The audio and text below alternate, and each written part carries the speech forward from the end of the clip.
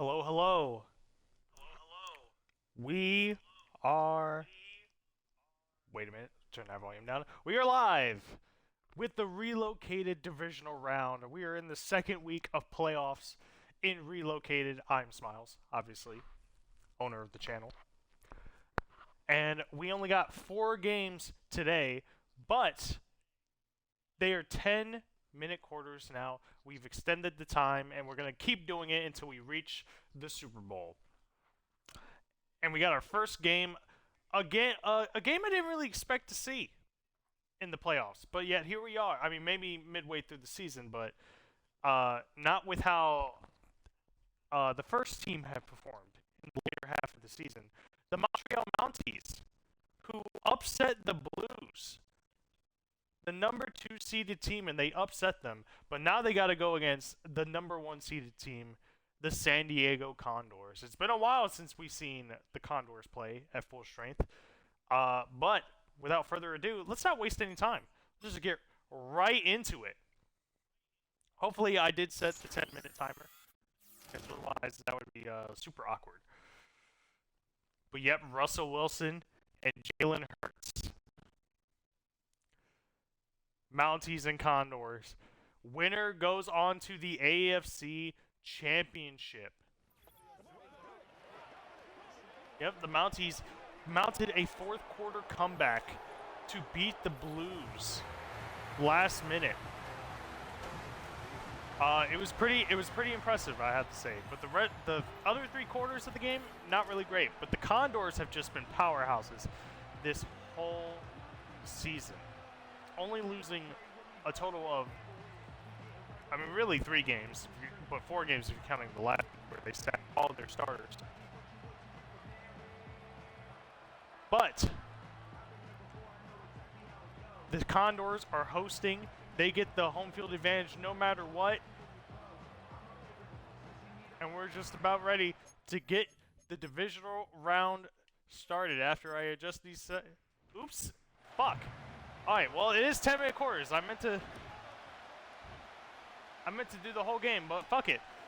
Kickoff. Montreal Mounties get it in return. So, well, we have 10-minute quarters, as you can see. And as you see, Russell Wilson coming out there. Not bad stats. Not bad stats for sure, but they for sure oh, there we go.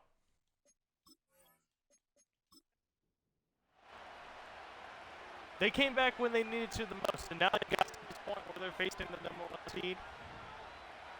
So, let's see how this first play goes off. Rashad White gets the ball first, gets it 5 yards. I would also like to point out that the Condors have a new player thanks to the booster draft. I don't know what's going on with the sound. A little shaky. Oh, but first down. Curtis Samuel getting the reception.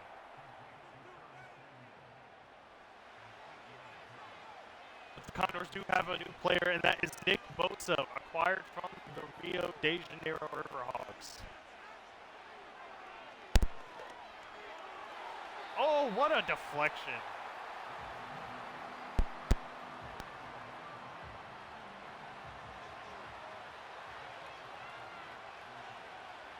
Good deflection there, causing a 2nd down and 10. All right, stop stuttering now. All right, pass down the middle, complete. But only a 3rd down, only 4 yards. So now it's 3rd down. Can the Condors stop them?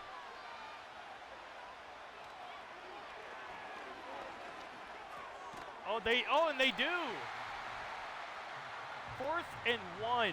Bradbury with the tackle to make sure he doesn't get the first down. It was a complete pass, but he needed to be farther down the line. All right, and that's the first drive of the game. Now we're going on to the Condors. Oh, what a great punt on the 5-yard line. And here comes Jalen Hurts. you're going to see that his passing game, not really too stellar, but it's really, well, I say not too stellar, but, you know, you got guys like DJ Moore, Noah Fant, Brandon Cooks that have been starting to see, but the running game is insane there. As you can see, first run by Derrick Henry.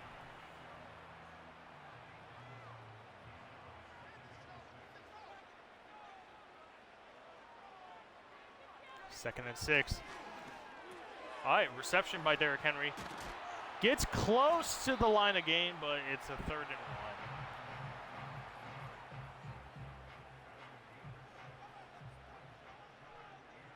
Hopefully it's not stuttering on the stream. All right, a run to their fullback, Xander Horvath, and they got it.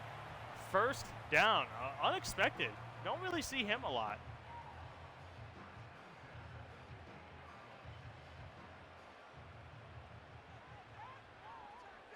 All right, first down again. They reset the downs. As you know, the time extension is to 10 minutes.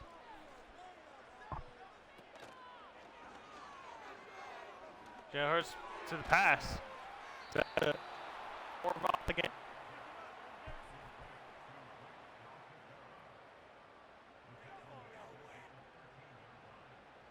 Well, I don't know who that is, actually. Was it the Horvath? I don't know.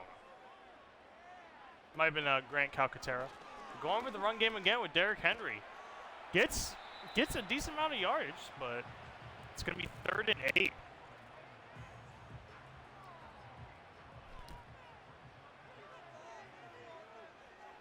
Okay, it doesn't sound like it's stuttering on the stream, so we're good. 3rd and 8 now.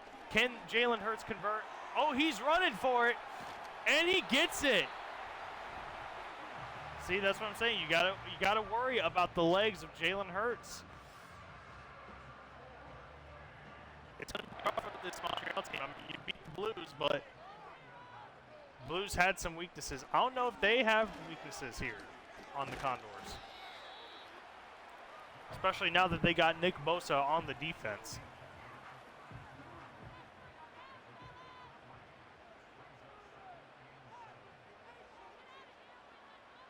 Second 7, using that run game again.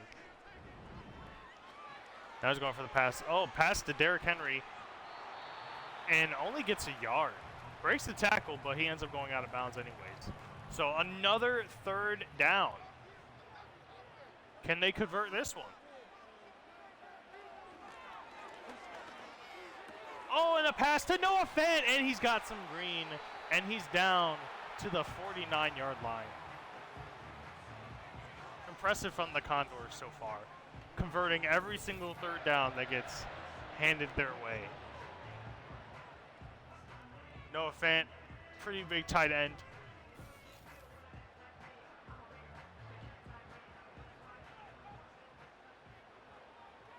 All right, first down. They're in Mounties territory. Derrick Henry gets the ball again, but only gets 3 yards. You know what I see Condors are doing right now? They're wasting a lot of time. Not that it's a bad thing. I mean, because 10 minutes is quite a bit of time that they're used to. You know, they're used to these 6-minute quarters and stuff. Grant Calcaterra with the reception. And another 3rd down. Usually it's hard for teams to adjust, but some teams it's just what they needed to get that comeback win. Derrick Henry. Oh, he almost broke the tackle, but he couldn't break free, and he doesn't get the 3rd, or he doesn't get the 1st down for the first time this drive. Oof, that hurts. Now, where they do the Jake Bates long field goal. He's been hit or miss at this range, so do they risk it here? They do risk it here. 10, what is that? So, a 59-yarder, and he misses.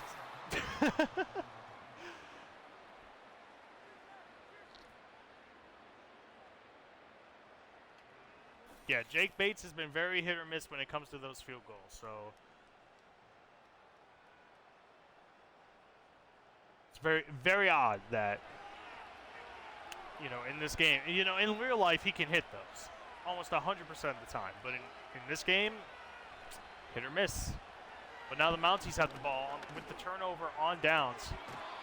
Oh, and they get the reception.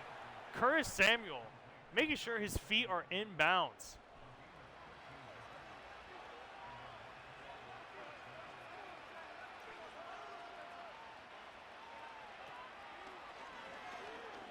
Wilson down the pass, down the middle, wide open, and only down to the 1.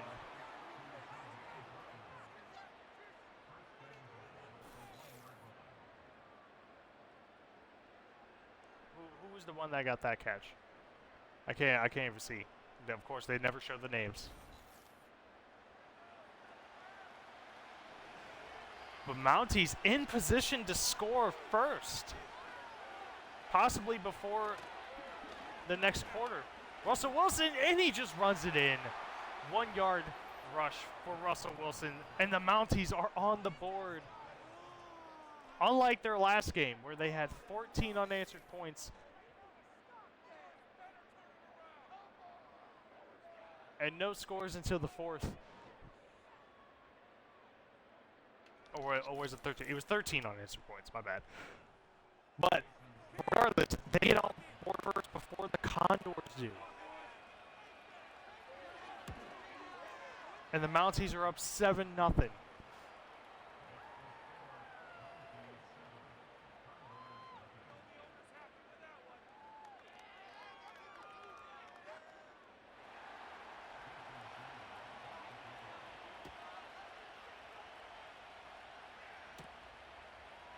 How did the Condors respond to this? Oh, they let the guy through. He probably could have gotten more yards on that, but no coverage on that guy. Condors were doing pretty good. They were driving down the field, but unfortunately, the 3rd down, rushing with Derrick Henry, not working out. Oh, we got an injury on the play. Who's this? And a Mounties player, of course, I can't see the name. Clearly, he must be important because he's the captain. I forgot who I made captain for the Mounties, but regardless, not what you want in the divisional round of the playoff. Jalen Hurts set back up the pass. Oh, I thought that was intercepted.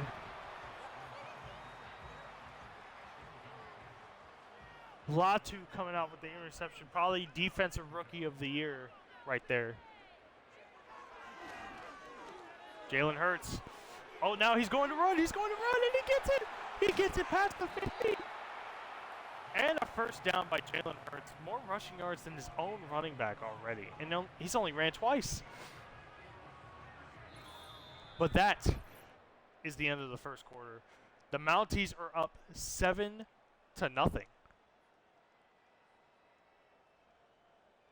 Not the start I expected to see, but here we are. The Mounties making sure they get business done. But can the Condors respond back?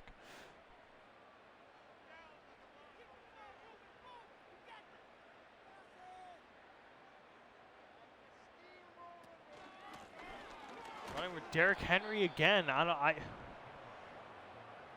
mean, at this point, Derrick Henry's only getting these few amounts of yards. It seems like they have him in check as far as no big yards gained. Oh, and they let a defender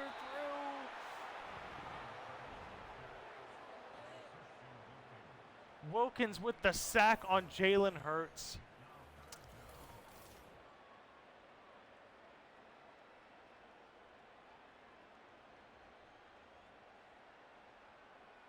Not what the Condors needed. So now it's third down. I mean, they have to pass here. At least get into some type of field goal range that Jake Bates can actually make. Okay. Oh no, he dropped it. Brandon Cooks. This ain't looking good for the Condors.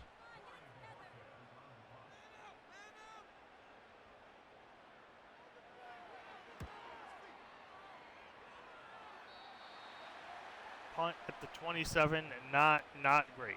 Not a great punt.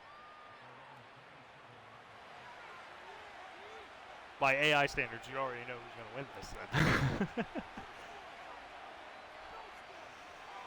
Russell Wilson back up the pass, but he gets sacked by Leonard Floyd.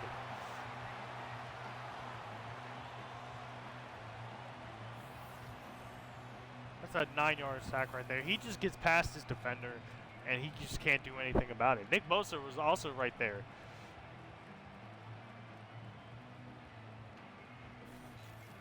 Was that Laken Tomlinson that he got past? I have no idea, but that's who the Mounties picked up in their booster draft, but didn't really help him out that much on that play. 2nd and 19. Oh, almost a sack, but Rashad White breaks a tackle, but then he gets speared. Only gets 5 yards on that play. All right, 3rd down for the Mounties.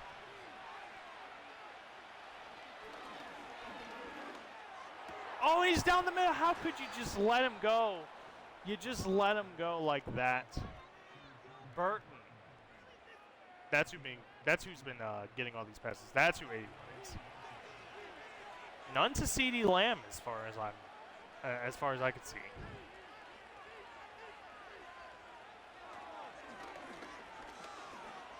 Oh, Russell Wilson with the fly out, and he got it! Touchdown! Touchdown to Burton! And the Mounties are up 14-0.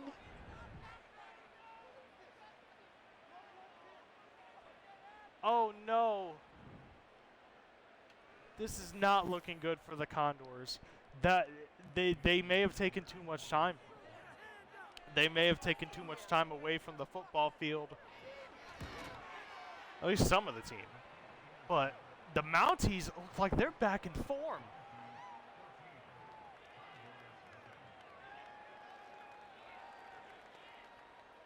I mean, there's a lot of game left, so I'm not counting the Condors out, but now the Condors are in a tough scenario where they're down by double digits.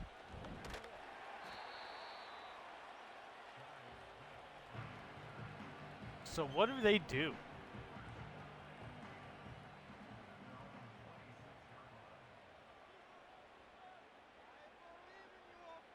I mean, I would assume you probably have to start passing more. Because Derrick Henry run game, there you go. Derrick Henry run game wasn't working that great. Noah Fant with that reception.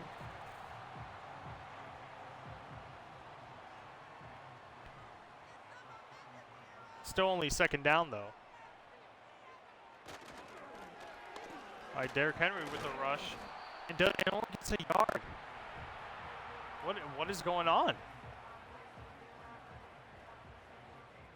3rd and 2 for the Condors. All right, they're rushing with Derrick Henry again, but he doesn't get it, and now they got an injury. Lane Johnson, that's not good. That's not someone you want to see injured on your team. And they don't convert a 3rd and 2. What is going on with the Condors?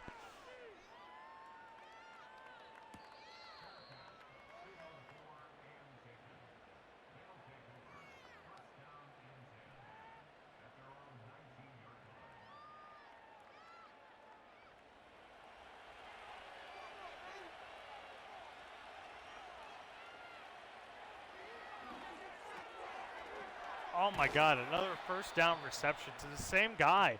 Burton is getting all the receptions this game.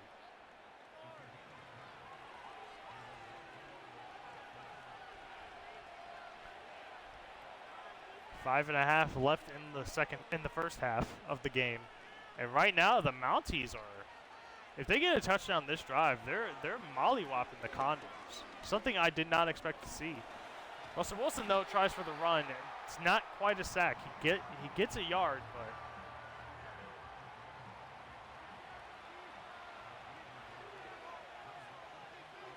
had a lot of time in the pocket. Just decided to run with that. Oh, what a I mean, good read on the Condors defense, seeing that was going to be a very short pass. Saying that he was the eligible receiver, but 3rd and 6, you need to stop him right here just to get something going.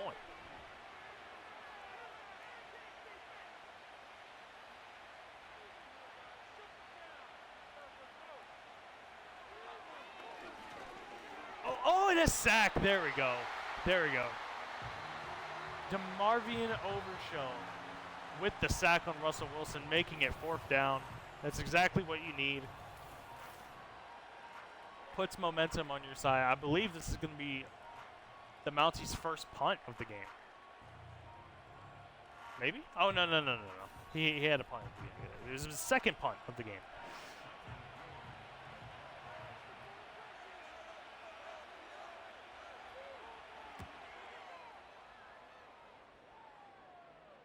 All right, fair catch called on the 32-yard line. They need to stop giving it to Derrick Henry. I know Derrick Henry's, he's a megastar, superstar, but he's not getting the yardage that he needs. Oh, drop back pass. Oh my God, dangerous pass. Threw it into double coverage to Calcaterra. Not what you need. You definitely don't need an interception at this point in the game. Jalen Hurts, he's going deep, and a deflected pass to Brandon Cooks. He tried for the deep ball, but J.C. Horn there for the stop. Now it's another 3rd down for the Condors. Oh, he breaks away from the defender, but he can't get it. There's a guy right there waiting for him. They're expecting it now. 4th and 2 for the Condors. They cannot get a 1st down now.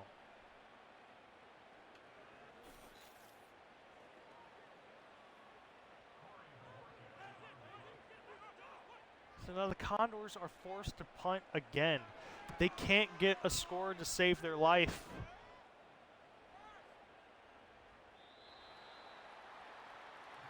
Touchback called there on the 20. 2 minutes and 45 seconds. The number 1 seed getting mollywopped like this is kind of wild.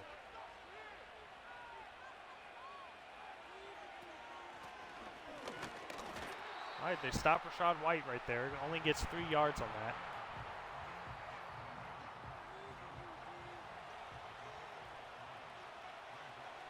Possibly the final play before the 2-minute warning right here. Rachaad White rushing again, only gets a yard though.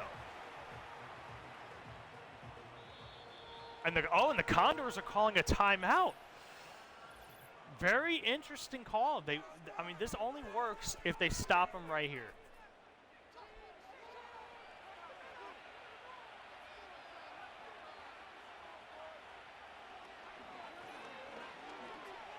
Condors, they're surrounding Russell Wilson. Oh no, oh no! Their booster pick, Nick Bosa, is now down with an injury. Hopefully it's not severe. That would be a tremendous loss. I mean, he did just come off of IR for the team. So maybe it's just re-aggravation of the injury. Decent run, though. Onto the 47-yard line. That technically is the 2-minute warning. So we went past the 2-minute mark. All right, come on. At least a field goal or something. I mean, but you do have all this time to get a touchdown. Oh my God. He shot all that shucking and jiving and all for nothing. 17 seconds run off now for the no huddle after that sack. Oh, but he's running again. He's running again, and he goes down the middle. Gets the first down there. No one wanted to tackle him there for some reason, so I don't know. It seemed like he was, on the first play, he was confused on where he wanted to go. But that play, he dodged number 37 and was able to get the first down from 2nd and 16. More legs from him.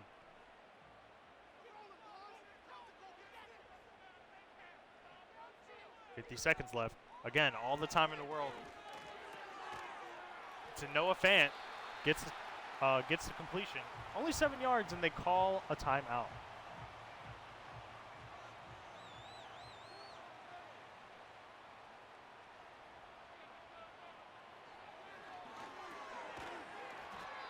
A short pass, that was to DJ Moore. Gets nothing there. They're probably gonna go for one more pass play. See what they can get. All right, they get it to Jalen McMillan, but it's a first down. I don't know why you call the timeout immediately. 9 seconds left. Probably be down to 5 or 6. All right, well, they get a field goal.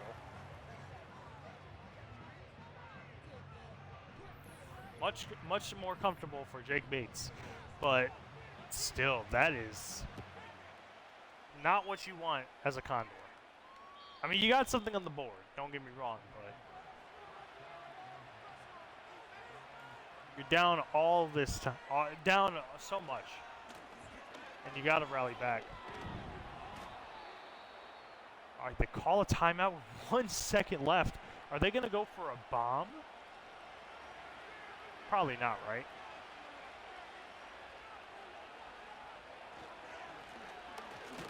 Right, they don't. All right, well, that's halftime. In this divisional game, the Condors are struggling right now. 14-3, the Mounties are in the lead.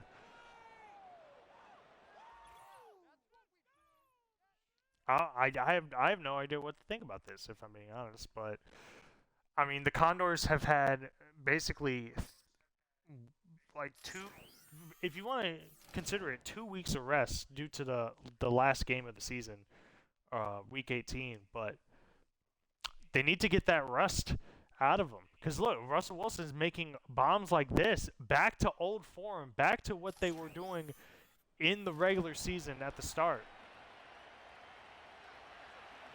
Good news is the Condors, they do get the ball back. So hopefully they got a stern talking to, a strongly worded letter from the coach saying, hey, you need to start getting your shit together. And look at Derrick Henry here. They're going to show that he's not been a factor really at all. He only gets 2 or 3 yards. I believe this was the failed third down conversion. Same with this one. The run game, at least from the running back side, has not been great from the Condors.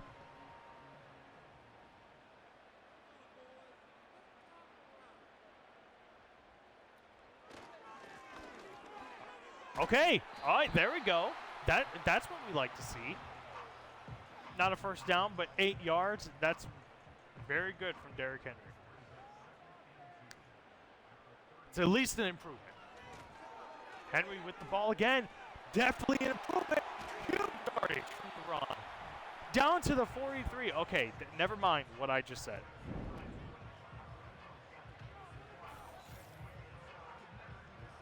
Derrick Henry already getting into Mounties territory.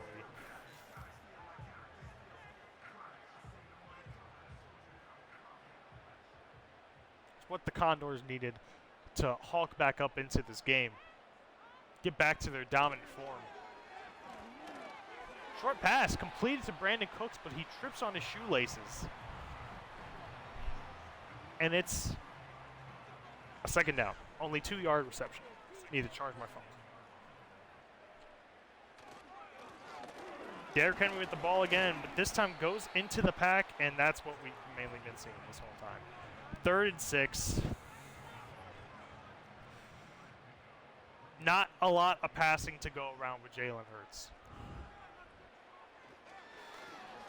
He's trying to pass right here. Oh, wide open! Noah Fant! Touchdown, Condors. The first touchdown of the game for the Condors. There we go. Look, that coverage is blown. That coverage is blown wide open. And the Condors able to get it into 1-score range. Noah Fant, the big guy, Speed game main receptions. Oh, they're going for 2. I guess that makes sense to make it a 3-point game. If they give it to Derrick Henry, I swear. Oh, but... Oh, he breaks the tackle. Oh! Jalen Hurts breaking all sorts of tackles to get just 2 points. The slippery hands of the Mounties defenders could not tackle Jalen Hurts right there. And now it's a 3-point game. Oh my goodness.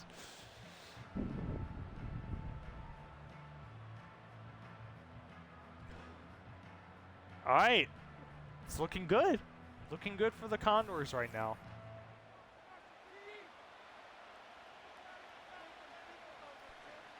All right, as we kick it away, the Mounties will get the ball next. Remember, this is playoffs. This is win and move on, lose and go home.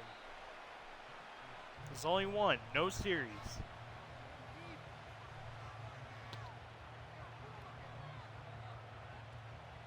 Russell Wilson, aside from a few sacks, has been pretty good this whole game.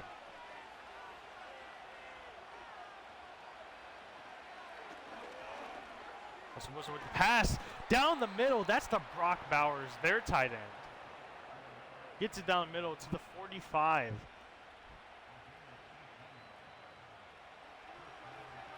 It's a first down completion right there. They seem to be making the easier passes than the Condors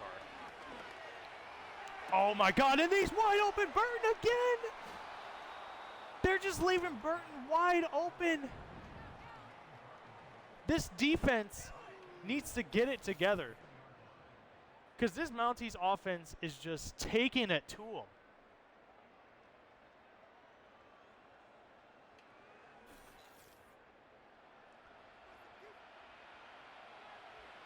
Burton has been the star receiver for the Mounties this game.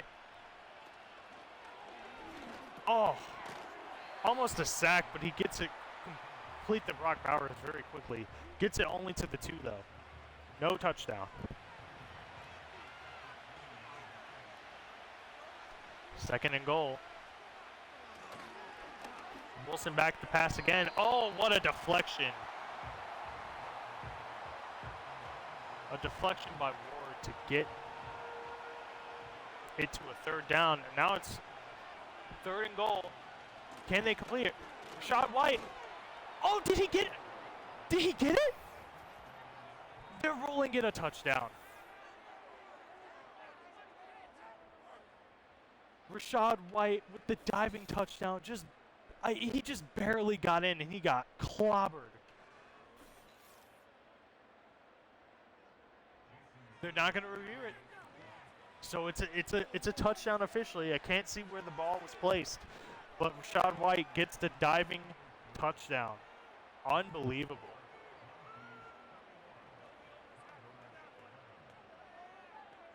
Condors, not what they need.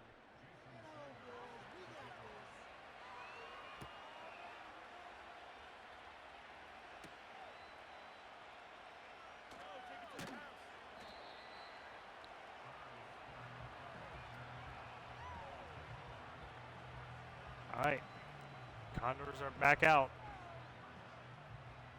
They were so close to getting it together with that big touchdown, but Mounties answer right back immediately.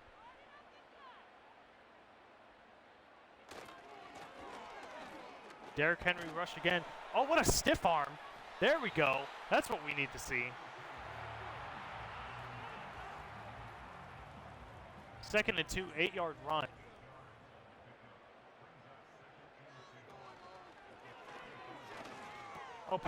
Was going to hand it off to Henry, but they end up losing a yard in the confusion.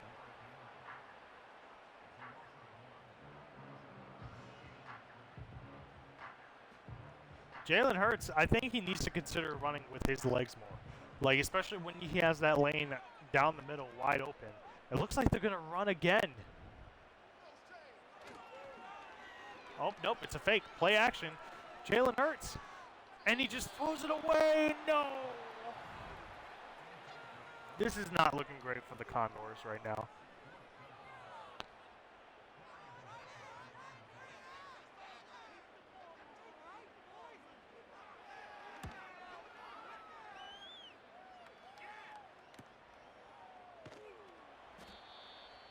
Barely has a chance to run, gets it to 22. But the way this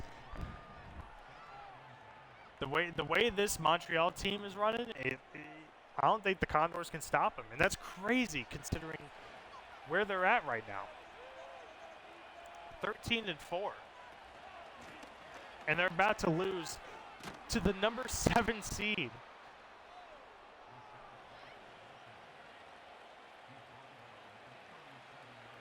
Shot White getting the easy yardage. The yardage that Derrick Henry can't seem to get.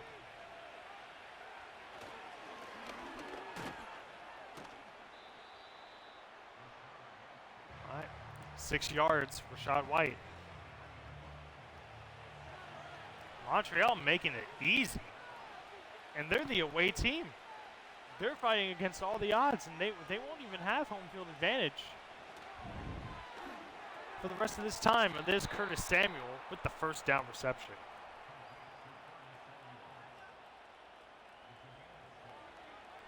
Can we see 2 upsets in a row? Will the Mounties make the AFC Championship game? All right, there's a first pass, first reception for CeeDee Lamb, and it's not worth it. He is injured on the play. I mean, they haven't been passing him that much, but it's not what you want. Not what you want. You don't want to see your big receiver already out. I haven't seen Nick Bosa come back, and that severely have hurt the Condors.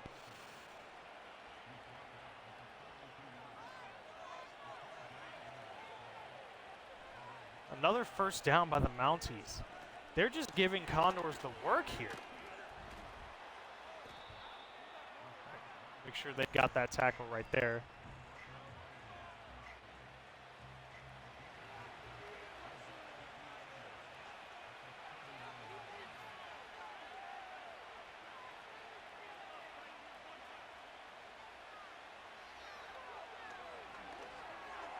Wide, they just left them wide open. Oh my God, who was that? Who was that? I don't even know who that was. But Curtis Samuel gets a reception after leaving him just a bit wide open. That was a slow ball too.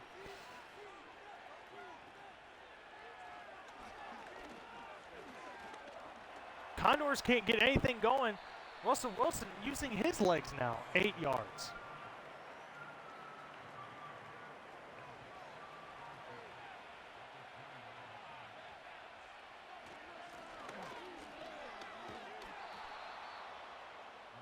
Get the first down right there. Man, this Mountie squad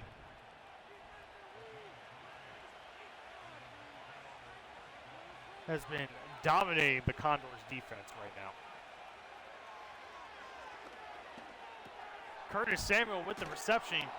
Is that a first down? No, it is not a first down, but it will lead us into the final quarter of play. The fourth quarter, Mounties up 21-11 against the Condors.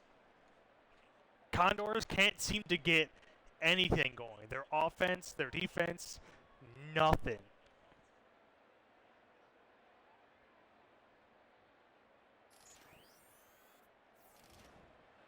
What is going on? Not what we expected to see from this number 1 team.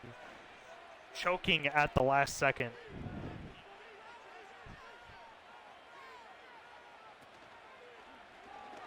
Russell Wilson again rushing touchdown. That's his second rushing touchdown of the game. They make it too easy.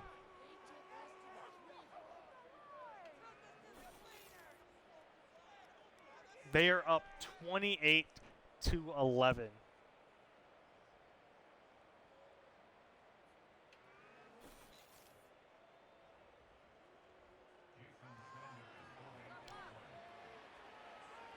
Man, I don't know what to say. This team almost lost to the Blues and came back in the fourth quarter, and now they're just dominating the 1 seed. I mean, say what you want about how AI works in this game, but this is just sad to watch. A 13-4 season going to waste.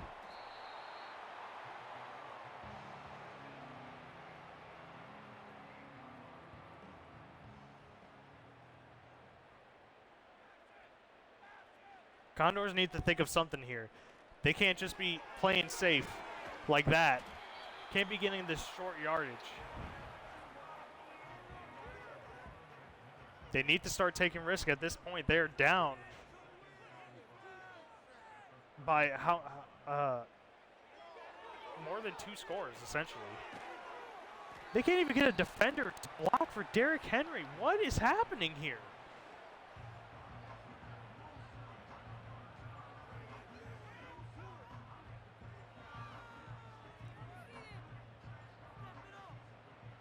Third and 6. If they can't get this, then I have no idea how the Condors got to this point.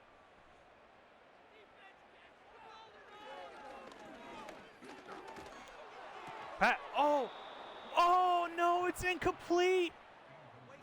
He got hit as he threw, but still threw it right to DJ Moore, and he dropped it. Oh, they're going for it. 4th down. I mean, they kind of have to at this point. You're down so much. No, why are you running? Oh, my God. This Condors team has choked.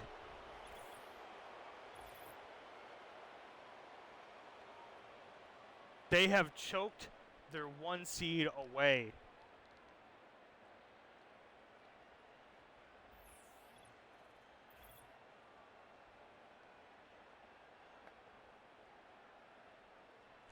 Meanwhile, Russell Wilson gets back on the field in great field position. And the Mounties, you know, it's looking like they're headed straight to the AFC Championship game.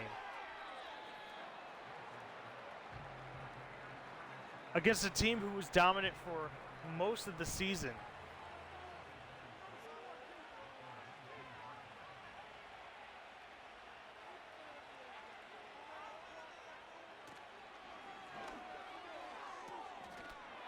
Okay, they block the pass.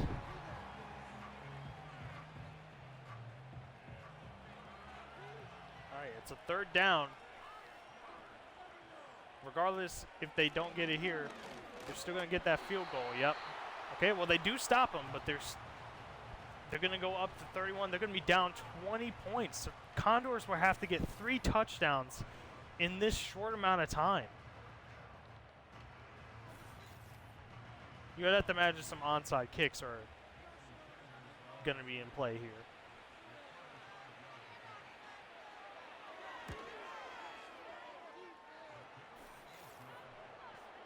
(31-11).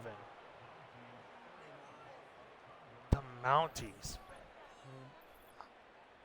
Well, they definitely fixed themselves up. If not, if not before playoffs, it was definitely the 4th quarter of the last game. No turnovers by either team, though, which is really the most shocking part. But the Condors, look at this. Like, Jalen Hurts just getting stuffed when it matters. When they try to get these 3rd down conversions, these big plays, but they can't seem to get it now.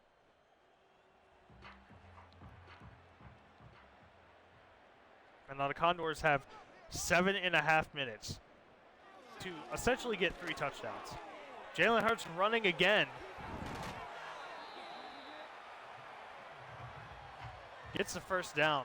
Gets it to midfield.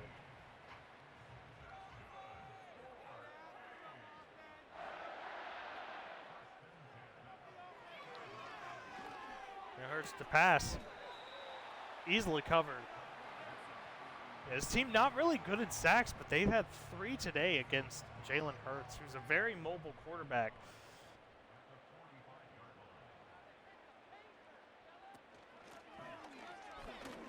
Derrick Henry, with the rush, gets the 1st down. I don't know. I feel like they need to hurry it up a bit.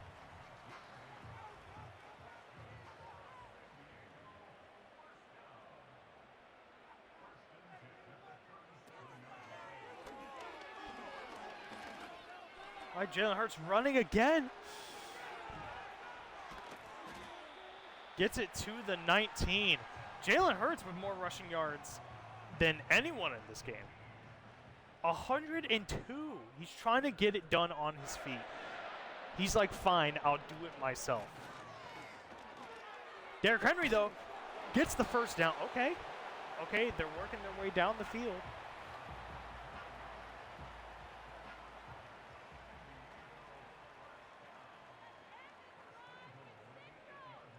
First and goal. Condors. Oh, is Jalen Hurts going to run again? He is! Touchdown! Condors. Okay, well, this is a start. We got 2 quarterbacks with 3 rushing touchdowns amongst all of them. And Jalen Hurts, if you count the 2-point conversion.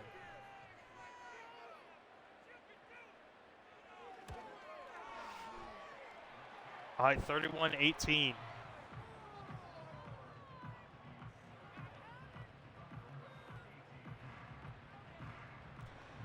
They need quick stops right here because they can't afford any first downs to the Mounties.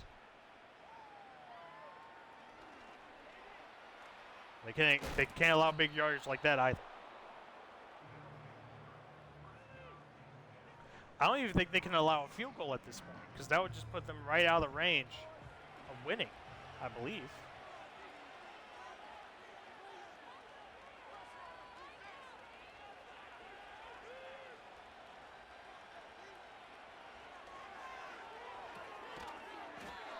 Pass complete to C.D. Lamb coming back from that injury. I have not seen Nick Bosa out. Oh, no, wait, there he is. There he is.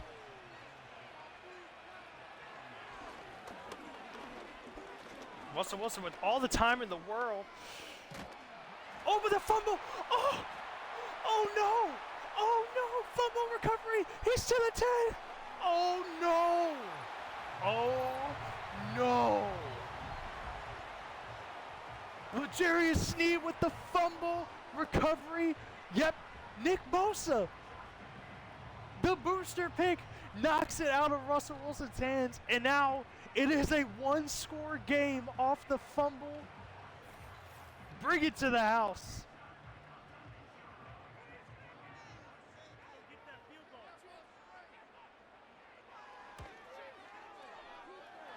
The Condors are back in it. They are back in this game, 31-25. A touchdown, well, a touchdown by itself would tie it, but a point after would take the lead for the first time this game, but they need a stop. They need a stop right here.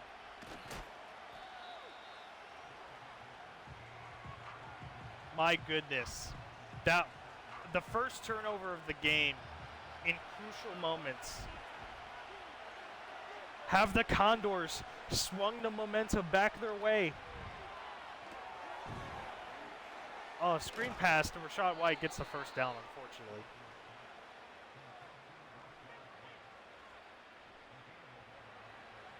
If I'm the Mounties, I'm wasting the clock. I mean, you still need first downs regardless, but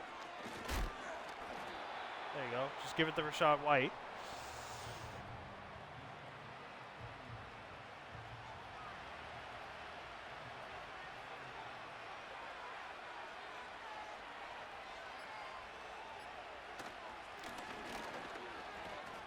All right, Mounties, I mean, they're not really,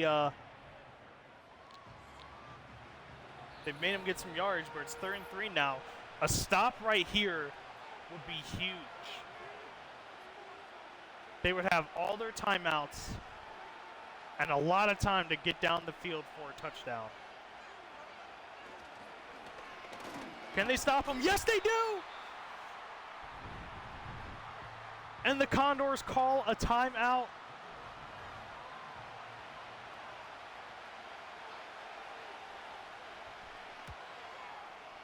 Punting the ball away. And it's a touchback. They're going to get it at the 20-yard line. Can they do it? Can the Condors mount the comeback?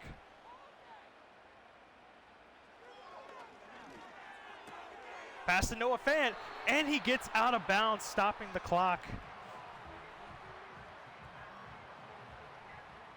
All right. First down, San Diego. Pass down the middle to Fant. Gets it complete, but not a first down. There was no huddling. Pass to Derrick Henry. They've made it to midfield. They're calling a timeout here. Weird decision.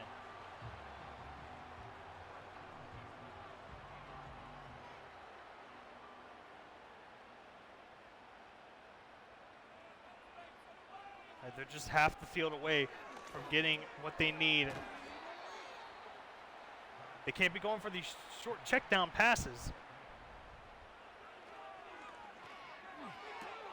All right, Noah Fant. Noah Fant, he doesn't get out of bounds. He gets the first down, but it doesn't waste the clock. Or it's wasting the clock. That's Brandon Cooks. All right, they call a timeout there. They don't have time. 36 seconds. Oh no, the sack, no! 10 seconds to go. No, and a sack! No! Latu! Unbelievable!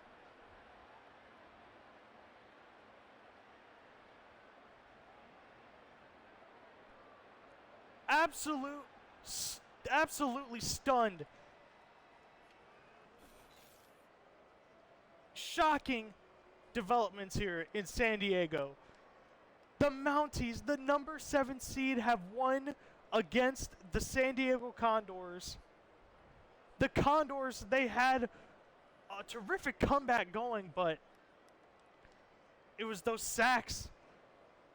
The offensive line, I don't think they had Lane Johnson there. The Lane Johnson injury probably hurt them. I don't know if he was actually there or not. But oh my goodness, the Mounties have pulled off another upset.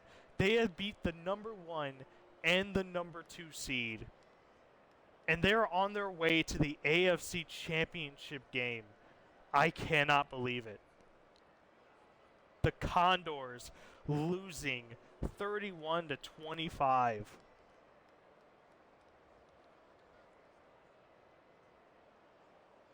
Wow, I am stunned. Everything was looking their way, especially after that fumble. But the Mounties defensively get it done. After all the timeouts have been done, the sacks, all the wasted time. Mounties, I gotta say, I'm impressed. I'm impressed by the team. The Montreal Mounties defeat the San Diego Condors. They're moving on to the AFC title game. Condors, it was a nice run, 13-4, but it was all for nothing. All for nothing. All right, well, that's the first game. But now we got 3 more games to go, so be right back.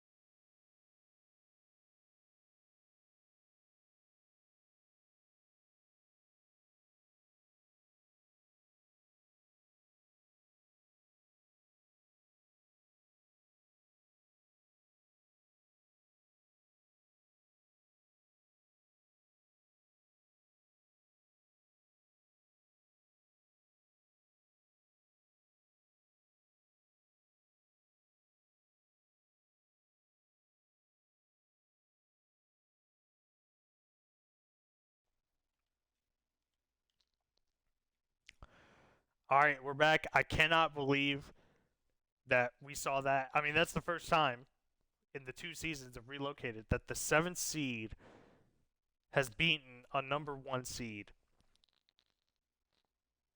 Unbelievable.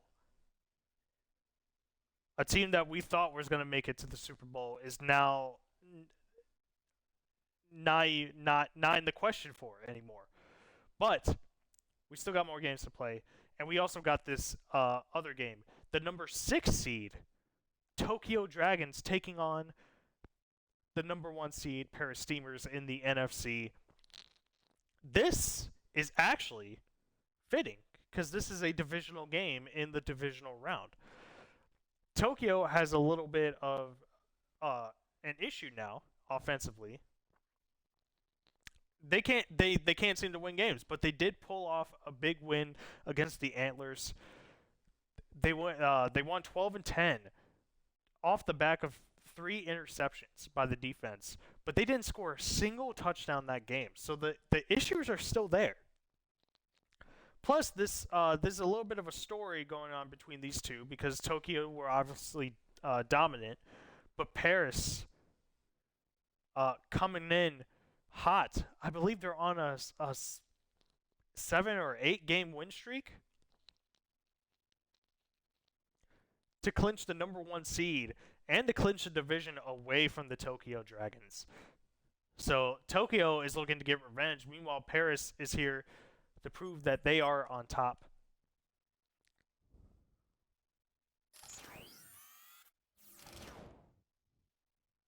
And as you can see, Mac Jones, leader of the Tokyo Dragons, not been performing to his best, and Bo Nix, out of nowhere, performing at his best.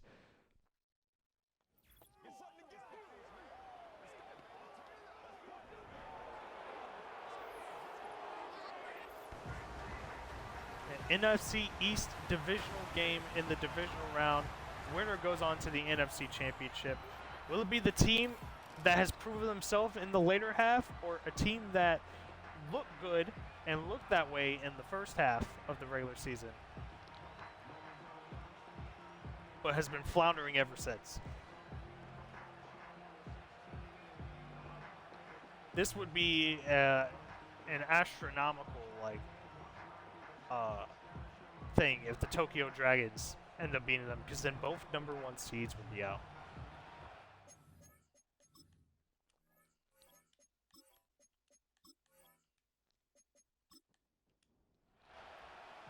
Wild times, but here we go. In Paris, the second game of the divisional round. Tokyo Dragons, they get it good. He had a hole, but couldn't find what he needed to. Tokyo get the ball first. And here we have Mac Jones again. 22 touchdowns, but 14 interceptions. But the interceptions were very inflated because of the last half of the regular season.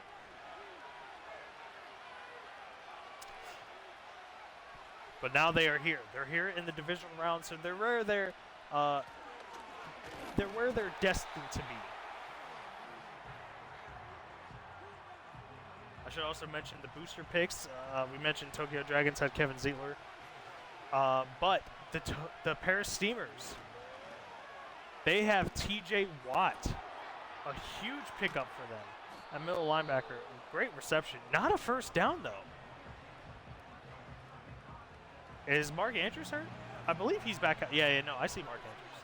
So Mark Andrews is back in the game. He was hurt early in the game last time. And look at that. Pass to Zay Flowers? No, that's Travis Etienne. Etienne with the first down.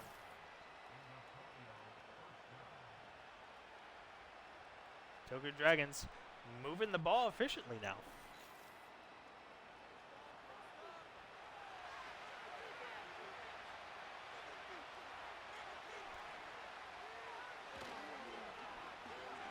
All right, play action.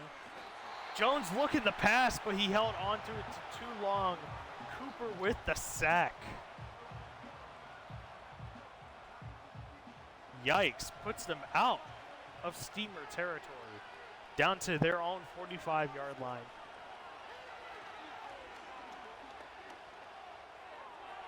and then he just throws it away. Great.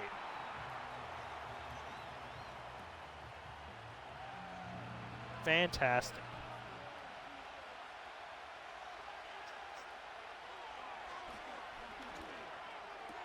All right, third down. Let's see what he does. Can he get to the first down? Oh, he does. He does. He gets the first down for the Tokyo Dragons. 3rd and 19. What a reception. Dontavian Wicks.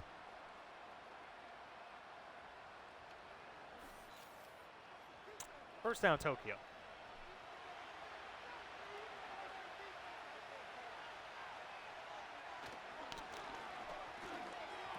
All right, passing it again. That is to Marvin Mims. He's been pretty incredible receiver, probably the best receiver on this team, stats-wise. Well, I say that, Mark Andrews. The actual stats leader right here, getting the first down. But he's a tight end, which is really crazy because he's the 2nd in the league for receiving yards. Thought he was going for the rush, but pass it down to Mims, but a pass interference call on the offense. Zay Flowers. I don't even see what happened there, but not good. Mac Jones, deep pass, gets it complete. So now it's only 2nd and 6. Is this the Tokyo Dragons team that we've been wanting to see for a long time now? Pass down to the left, gets it past the 10, 1st and 10.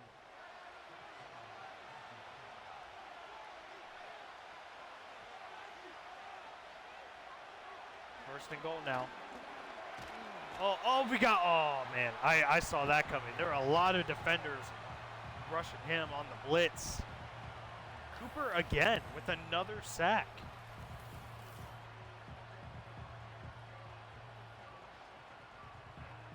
Offensive line needs to get their shit together. Can't be having the quarterback sack like that. They need to get a touchdown right here in order to kind of restore my faith. Sort of restore my faith that the Tokyo Dragons are a championship level team. Pass or rush to Travis Etienne, not a lot. All right, 3rd and goal. They're on the 13. Can they get it? A screen pass? A little bit of a questionable decision, though. I'm not going to lie. He gets good yardage, but nothing. And they're just going to go for the points. Again, Tokyo. A string of time with no touchdowns. They're most likely going to be a game and a quarter without any touchdowns.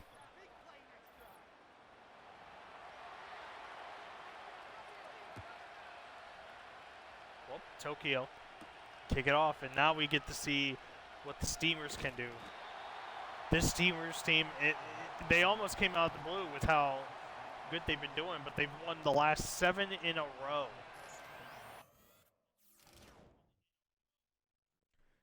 Ooh, the interception ratio, not great, but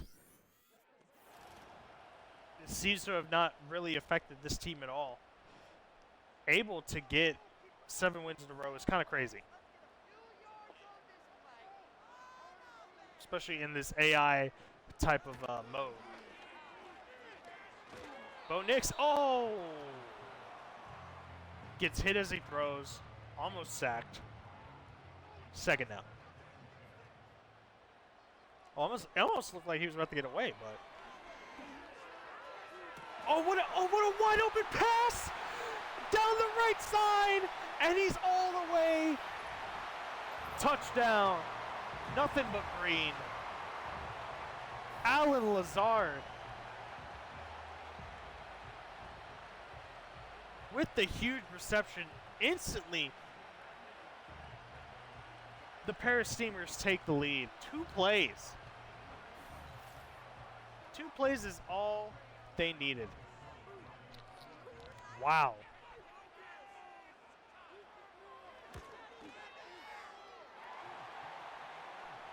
All right, and the Steamers on 2 yards. Only like, what was that? How many seconds? 17? Incredible. And now, just like that, the Tokyo Dragons, they have the ball back.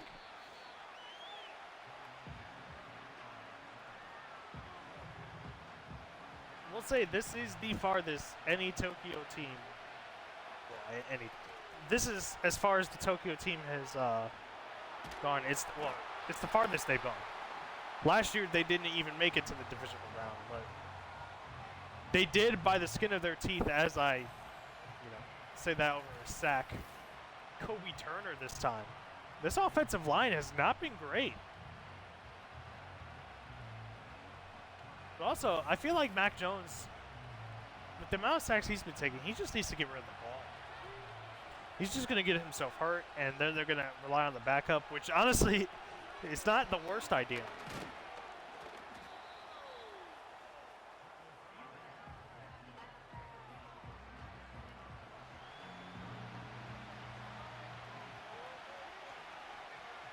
All right, 3rd and 21. We saw them convert a long 3rd down. But it doesn't matter.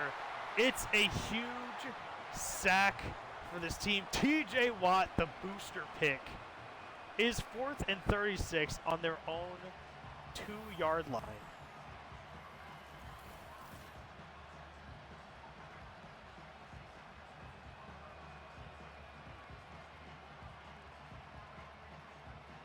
Not looking good. See, this is what happens when you actually face a good team, Dragons. Look how close they are. Oof. Good punt. They can't get to midfield, or at least exactly at midfield, but at their own 48-yard line. Bo Nix back out there.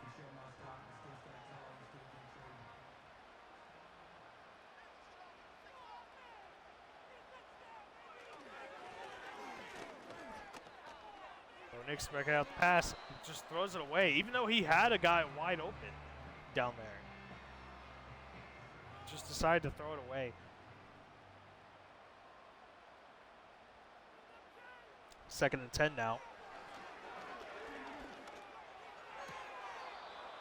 And the pass deflected by the Dragons defender. That was for Tucker Kraft. 3rd and 10 now for the Steamers. Pass. Oh, and he gets it complete. Oh, my God. To Chris Olave. He threaded the needle with that one.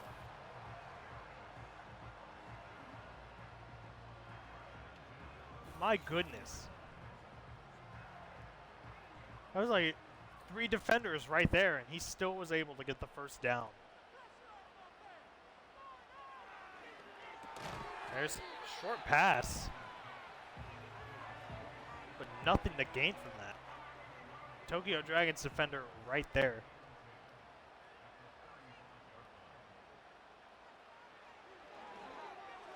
Bo Nix. Oh my God.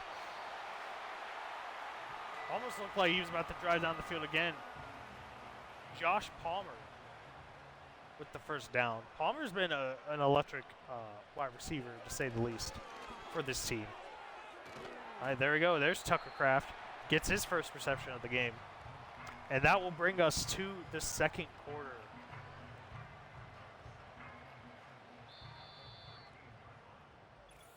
Paris Steamers 7-3 against the Tokyo Dragons. Paris looked to be on a roll, and Dragons just, other than that 1st drive, they look like how we've been seeing them this whole, or the rest of this season, basically.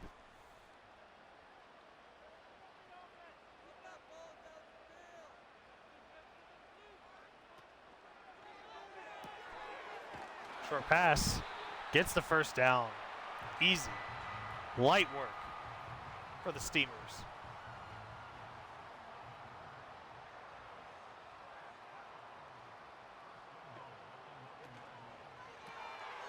Tucker Kraft. Check down. Touchdown. Tucker Kraft. The second touchdown of the game for the Steamers, and it's to Tucker Kraft, the tight end. Yeah, I mean this Paris Steamers team, they just looked so good. I don't see how the Dragons can really compete with this team.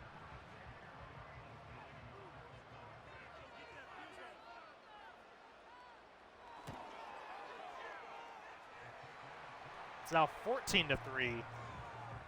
Not a lot of time. I mean, if you really think about it, less than 3 minutes time of them getting 2 touchdowns, this offense. I mean, by default, this is the better Paris team than last year, despite the fact that they were, that last year they did have a better record, but this Paris squad this year, they have no breaks. They had no weaknesses in the beginning, and they were able to fix them up. And now it's up to the Tokyo Dragons to fight from behind, or else your season's done.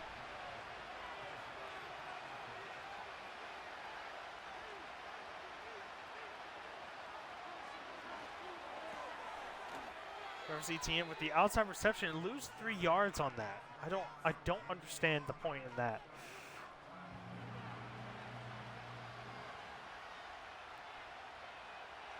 Third and 7 for the Dragons. Need to convert here. Oh my goodness.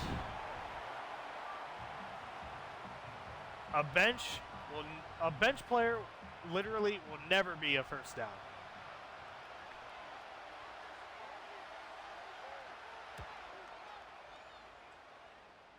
Forcing to punt again, and the Steamers will take back the ball.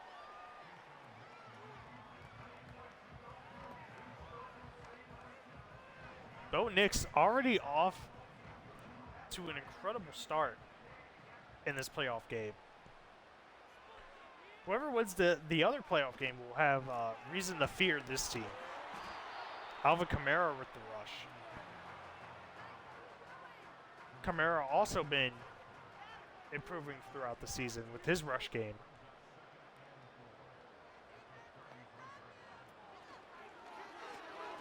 Quick pass down the middle. Easy completion. First down.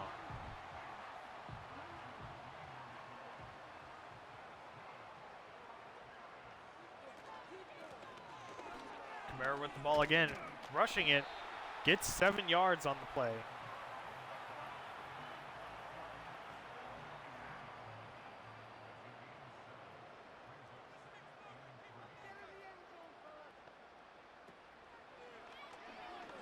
Action, 2nd and 3. Oh no, he gets sacked. The first sack of the game, and it's by Max Crosby. All right. Hopefully for Dragon's sake, that rattled the Paris offense. It did not. Oh my goodness. This team offensively is just so much better.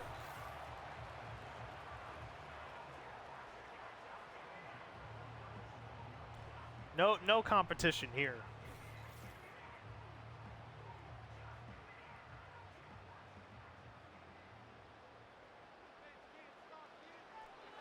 In Dragons territory right now. Oh, okay, good. Bo Nix, he saw that he was just surrounded, and so he just threw it away. Smart decision making.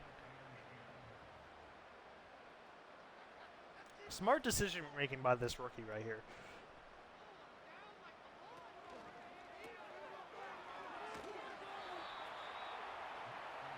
Pass complete. Only gets a yard, though. It's 3rd and 9. Palmer again. I'd like to remind you that Jamar Chase is on this team, but he has not really gotten any receptions. And he just throws it away. Couldn't find a receiver. So he throws it away on 3rd down. That will bring out the punt team. Or the field goal team, my bad. As the announcer said, 53-yard attempt. And they misses it. Young Hui Koo misses the 53-yarder. Well, not ideal. But you still have the tremendous lead against the Tokyo Dragons. The Dragons' offense doesn't look like it's making any moves as they get that first down.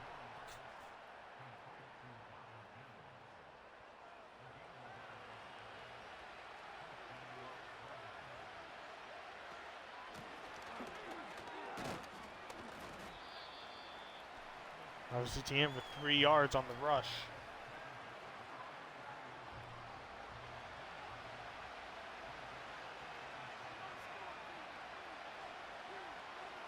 Mac Jones needs to think of something here. Second. Oh, what a wild pass. Just a bad throw. Nowhere. Could have easily had that reception if he just threw it down a little bit lower, but threw it too high. Not able to even come close to grabbing it. 3rd and 7 now. Mark Andrews gets the reception, but nothing. They can't get the first down. Oh, they're going for it. Oh, they're big dicking it. Let's see if they can do something about it. Travis Etienne with the run, and he doesn't get it. He can't get 2 yards to save his life. He should have just cut left.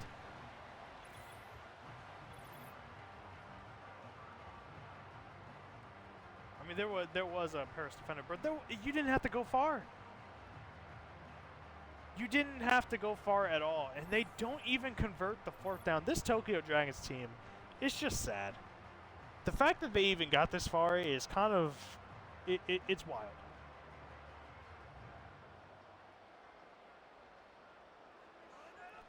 But here they are. Bo Nix has the ball again. What a deep pass. Oh, and he drops it. Uncharacteristic drop by Chris Olave.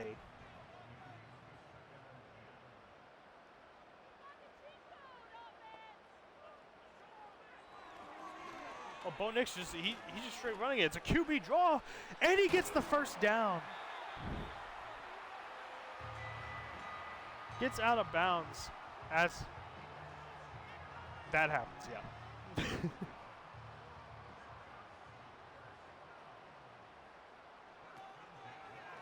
First 10, they're going. Oh, what a what a flick!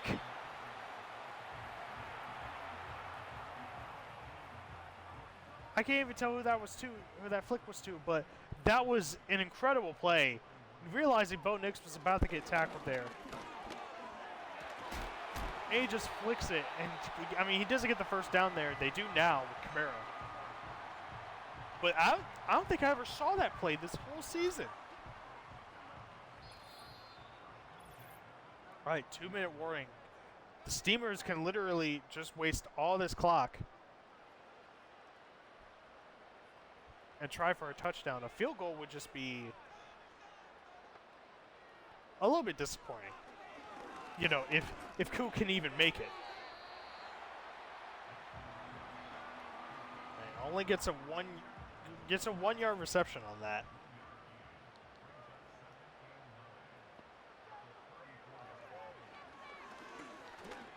All right, down the middle pass to Olave. 3rd and 1. Not a lot of yards to go for this first down. But Bo Nix, he thought he was going to get tackled, and he just threw it away. 4th and 1. Do they just kick a field goal? Yeah, they do. Ku's going to kick a field goal again in very considerable range. And this time he gets it. 17-3. Paris move up, but the Tokyo Dragons will get the ball back. They have all their timeouts remaining. And essentially 50 seconds left on the clock.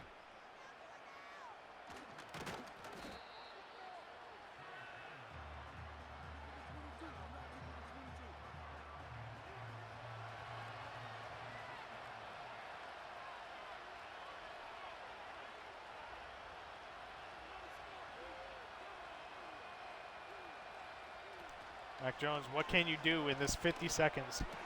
Etienne gets the ball, goes out of bounds, so it stops the clock, only gets 5 yards though.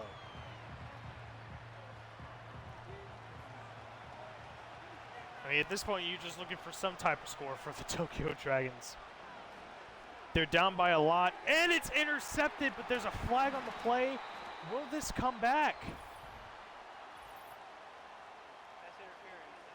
No, it's a pass interference. Devondre Campbell negating the interception. That would have just ruined all types of momentum for the Tokyo Dragons. But now he check down pass, calls a timeout.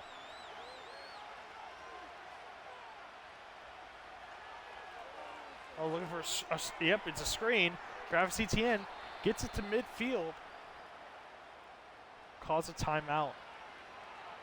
They have one timeout remaining to get into field goal range. Mac Jones with all the time in the world and just throws it to the bench.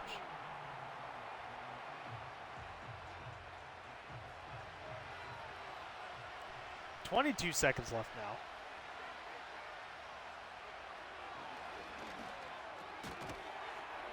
Gets it complete. It's on the 42. They don't have any timeouts now. It is 3rd and 2. What are they going to do? All right, he just throws it away. Now, are they going to go for the Hail Mary, or are they just going to go for a very long field goal? Nope, they're just punting it away. Oh my goodness. This Dragons team is abysmal.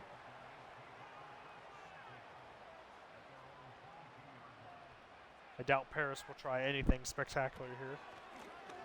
Then Kamara will just run the ball. And that will bring us into halftime. 17-3, a dominant showing from the Paris Steamers. Something we expected to see with the Condors, but alas, different game. And Tokyo is a lot different of a team than the Mounties are, that's for sure.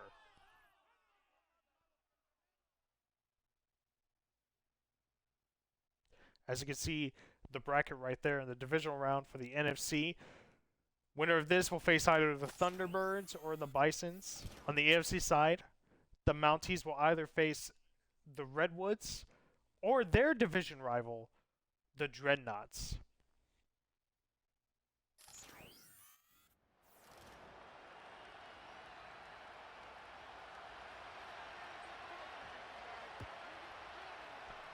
All right, the kick is away.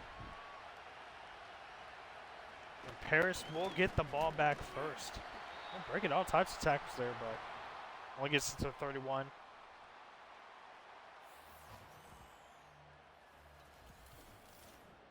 Bo Nix has been stellar so far in this game. 2 passing touchdowns so far.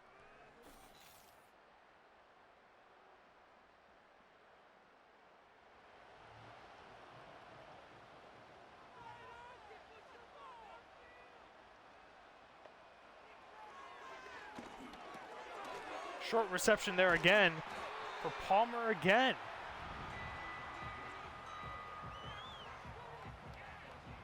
Palmer getting the easy first down reception. No Jamar Chase looks so far. Kind of crazy they're not throwing it to their to that guy, considering how good he is in real life. But hey, they got to this point. So it is what it is. Receivers down the middle to Olave. Looks like we have someone injured on the play. It's a Dragons player. Omenahue. Looks to be going in the back for some reason.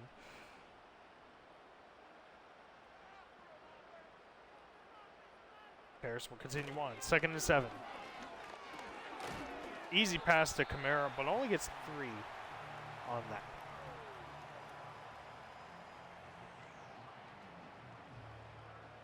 Third down for the Paris Steamers now.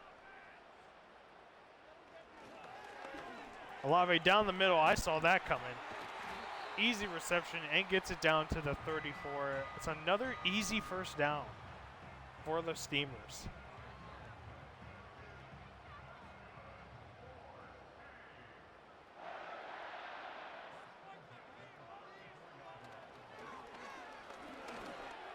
Paris, oh, what a, oh, he tried.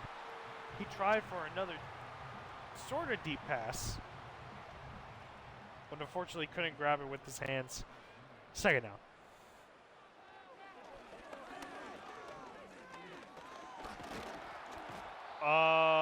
Okay, Bo Nix thought he could run it there, but runs it into the pile for the sack.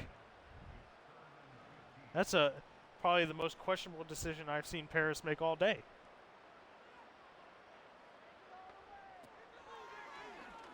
Now it's 3rd and 15. Tucker Kraft gets the reception, but he just gets speared out of his boots. So now it is on the 33-yard line. Can he make it? This would be exactly a 50-yarder. He missed a 53-yarder. But he gets it.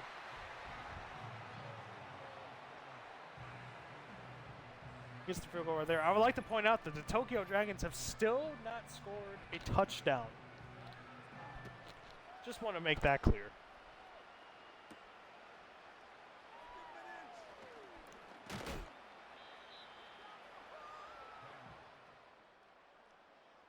Dragons back out. I'm assuming we're about to see.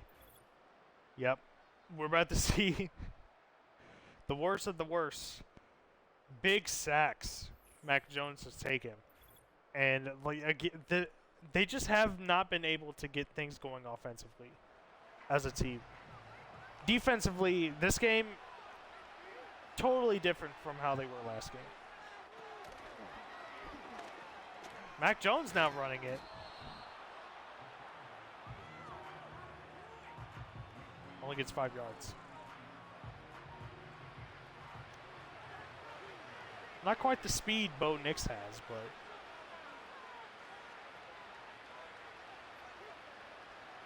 Mac Jones mainly just relies on his passing.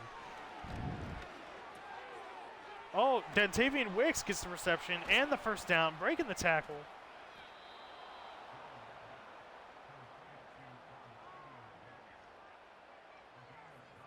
Weird there on the tackle to get him down, but he gets the first down for the Dragons. About halfway through this third quarter right here, Travis Etienne running, gets 4 yards on it, but gets stopped. Travis Etienne, not really a big impact on this team like you would think.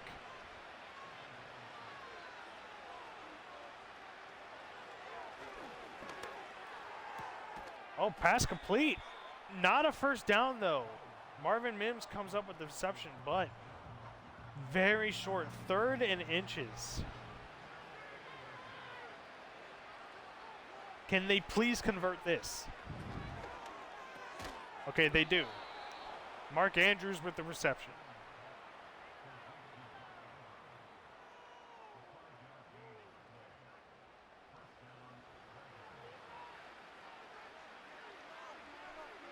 Definitely what they needed.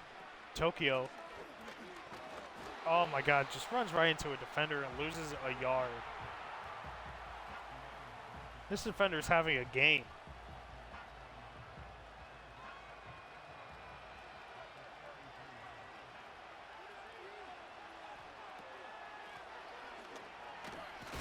Travis Etienne again. Gets that yard back in the same play, or in the same drive, but nothing. 3rd and 10 now.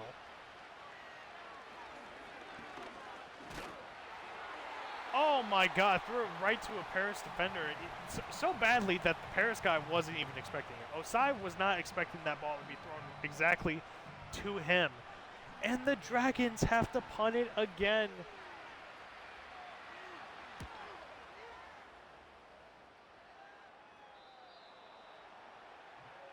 Not a great showing by them.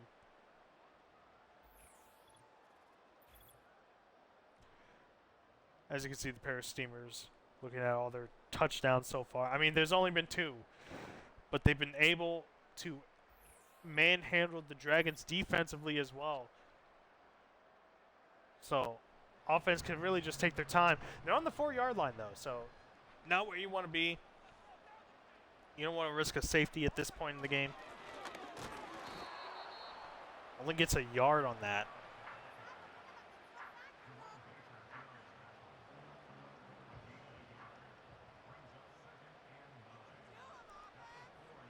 Second 9. They're running the ball again with Kamara. 3rd and 5. They're on the 8-yard line.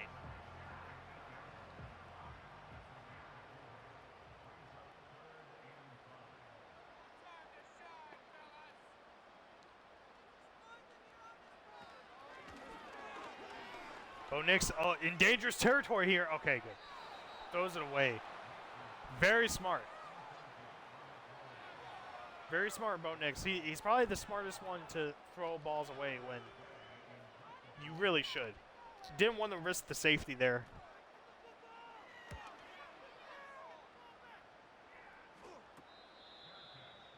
And now Tokyo will get it at the 48-yard line. Will it matter at all, though? Can they get into range? You know, you also have to think, if they do get eliminated, is the quarterback position up for Mac Jones? He had a very good start to the season.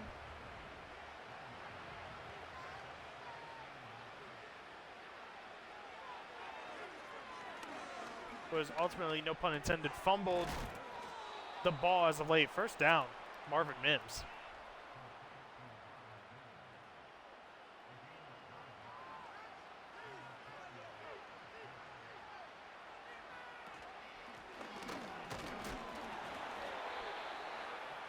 Another 3-yard gain by Travis Etienne.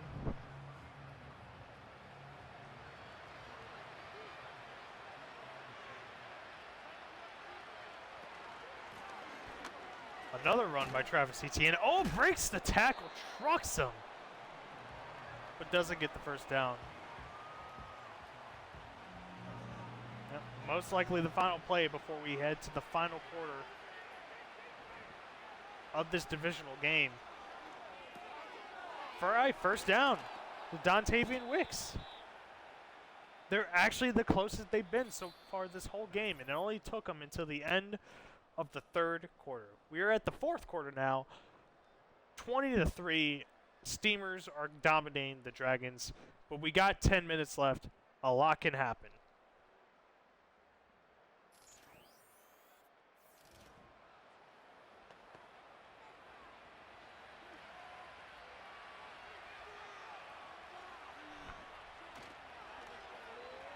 Dragons looking to pass the ball. Oh, there we go, Mac Jones. Now you throw it away. Don't force the sack. Just throw it away. You get the same amount of yardage. Or have the same yards as before. Don't make it worse on your team. First down right there. As you can see, look. Marvin Mims. First down. All right, they're in the red zone for the first time this game.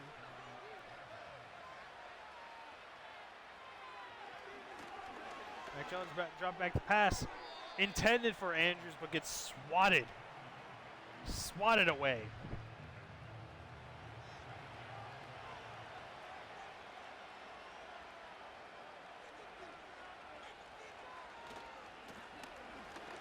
Dragons going for a run, but there's a holding call, I'm assuming. Yep. On the offense. Juwan Johnson.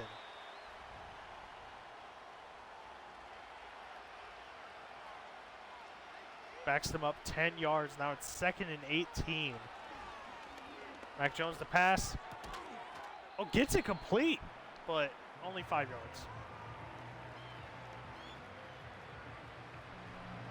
3rd and 13, but it might as well be 3rd and goal. For 13 yards, can they get it? Their first touchdown, please. Mac Jones with all the time in the world. And he gets it! Zay Flowers supplying Tokyo's first touchdown of the postseason. Had enough time to make that space and able to get not only his first grab of the game, but the first touchdown for the Tokyo Dragons.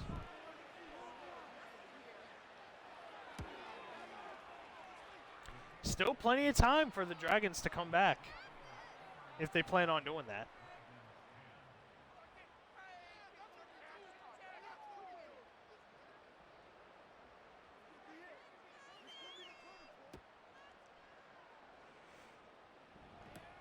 Pair of Seamers, they'll get the ball back. They haven't really scored a touchdown since near the first part of the game.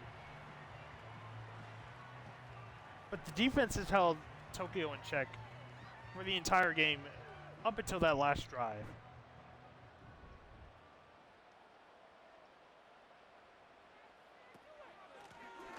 Now Paris, they want to make sure this doesn't get out of hand.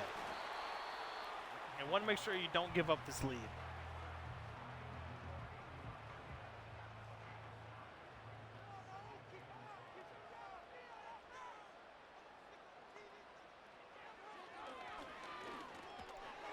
Paris with pass. Bo Nix gets it to Kamara, but doesn't get the first down. It's 3rd and 1.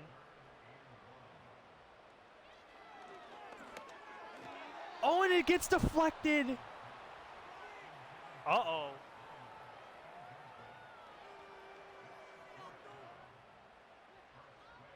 The Dragons, they have the ball back. They stop the Steamers. Can they get going on offense?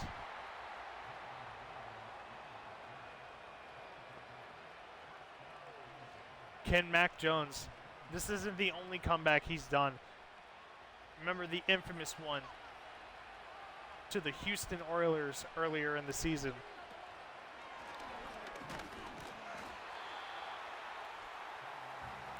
They were down by 3 scores, and they were able to get it to overtime and ultimately win the game.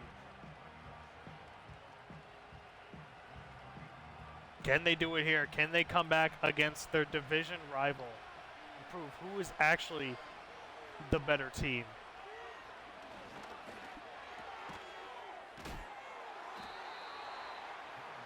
Six-yard reception there, but down to 3rd and 5. 6.5 minutes left to go in the game.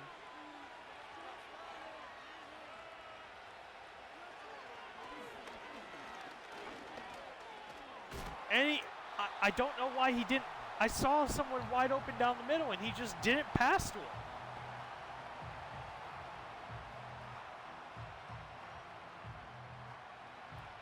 Oh, well, it doesn't matter. They're going for it on 4th and 5. I mean, they kind of have to at this point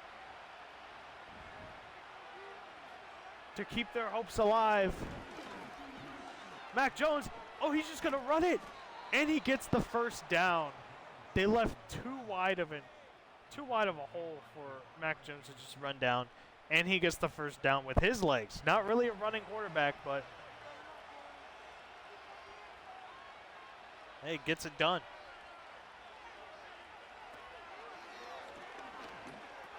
Andrews with the reception, only 5 yards though. It is a 2-score game for the Dragons right now, so they have plenty of time still. But when do you start hurrying up? Okay, Mark Andrews they thread the needle with that, and Mark Andrews gets it down to the 40. When do you start, start the hurry up offense?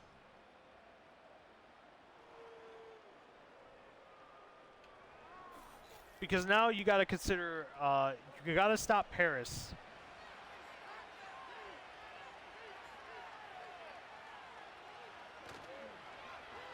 When you inevitably give them the ball back. Oh, that's terrible, though. -3 reception. Not great. Kayshawn Nixon with the tackle.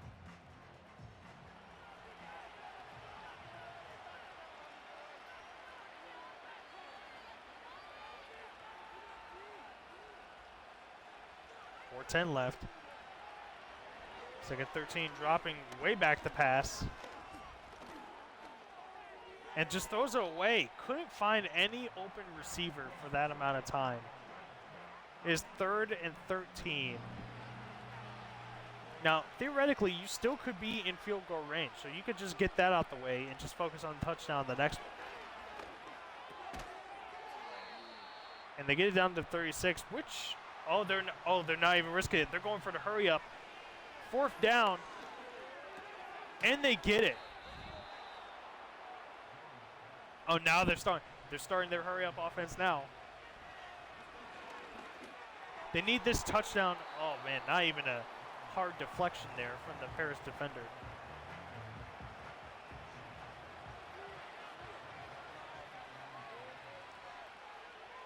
Tokyo on the 29-yard line.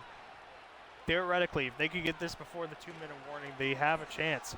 Goes for the deep ball, and he gets it complete. Uh-oh. Trey Palmer, not Joshua Palmer. Trey Palmer from the Tokyo Dragons gets the touchdown. It is 17-20 Paris Steamers. Uh-oh. Paris needs to start worrying.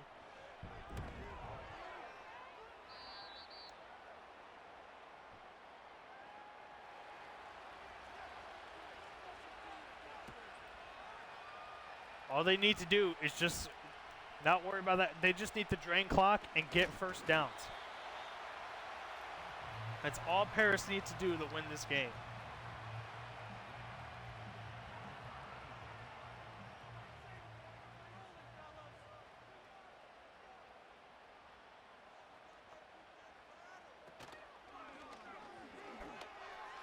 All right, well, there you go. Not even trying to run the ball. They just go for the pass. Easy first down right there. Chris Olave again. I don't think we've seen a single pass for Jamar Chase.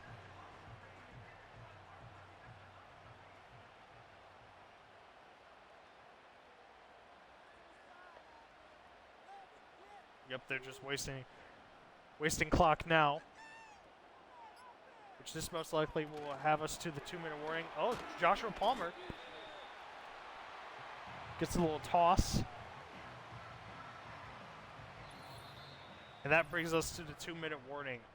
If Paris get a first down right here, then it might as well be game over for the Dragons.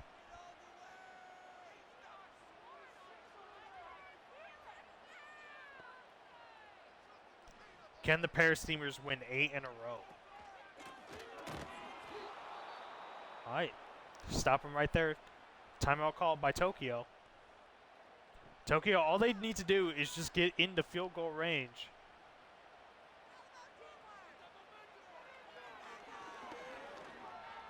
Pass. Oh, big time deflection by Baker.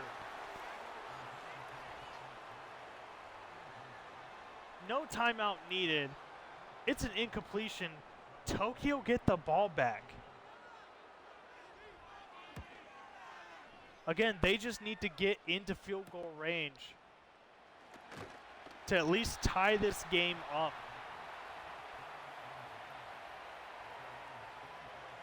Paris have been kind of lackluster on offense in this second half. at least as far as scoring. Can Tokyo take the win from them like the Steamers have taken the division, taken their spot from them? Oh, what a deep pass. I thought that was going for Andrews, but it went for Mims, and he goes out of bounds. Uh-oh. I believe Mac Jones almost reaching 300 yards passing for the game.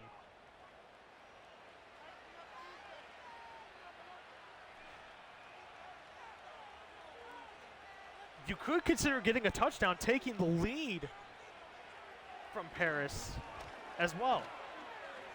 All right, Mac Jones running it. Slides down, gets 7 yards on that. Better than no yards or getting sacked. Deep pass! Oh, and he got it to Mark Andrews! They couldn't deflect it! He is at the 14! Oh no, Tokyo can do something unprecedented.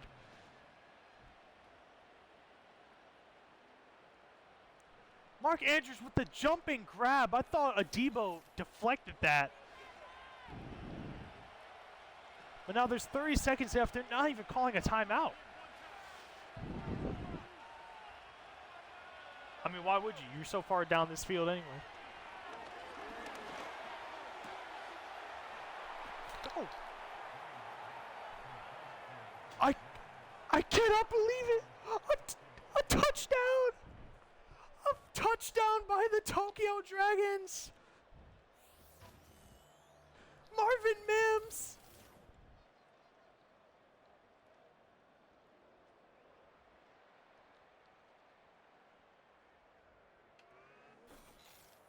And the Dragons have taken the lead from Paris.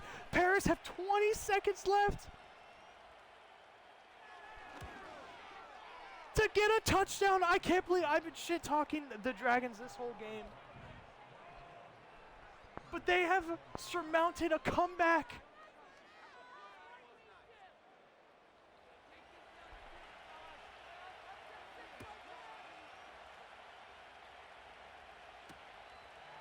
Oh, they're running the ball out. I don't know if that's a smart decision. You waste a lot of seconds on that.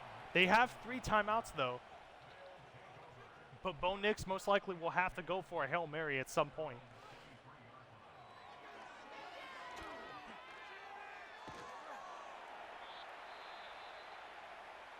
Runs the ball. I don't know how smart of a decision that is. At least get it. You need to get it down a considerable ways. Oh, not like that though! Not like that! A fumble! A fumble by the Paris Steamers! Max Crosby with the strip sack! And Roseboom recovers it! And that is it! The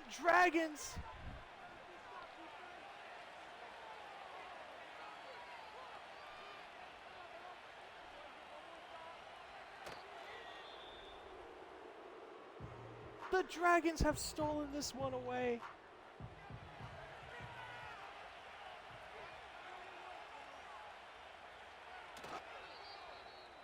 Paris wasting all their timeouts, but at this point, it doesn't even matter. Steamers, you had the division. You had the #1 seed, but you can't take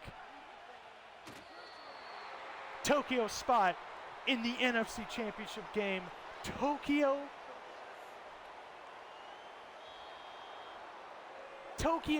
have done it from the jaws of defeat. The Paris Steamers lose the game to their division rival. The Dragons make it to the AFC Championship game from a come from behind win. They were down 20-3, by the way.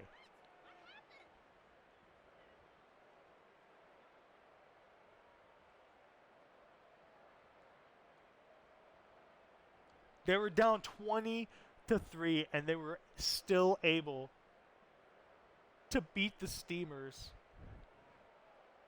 The revenge game for the Tokyo Dragons, indeed. I promise, I won't be talking shit about them all game next game. I mean, unless they suck so badly. But I can't believe it. 333 yards from Mac Jones. When we needed him most, the Mac Jones from the start of the season has shown up. And now he's facing either the Thunderbirds or the Bisons.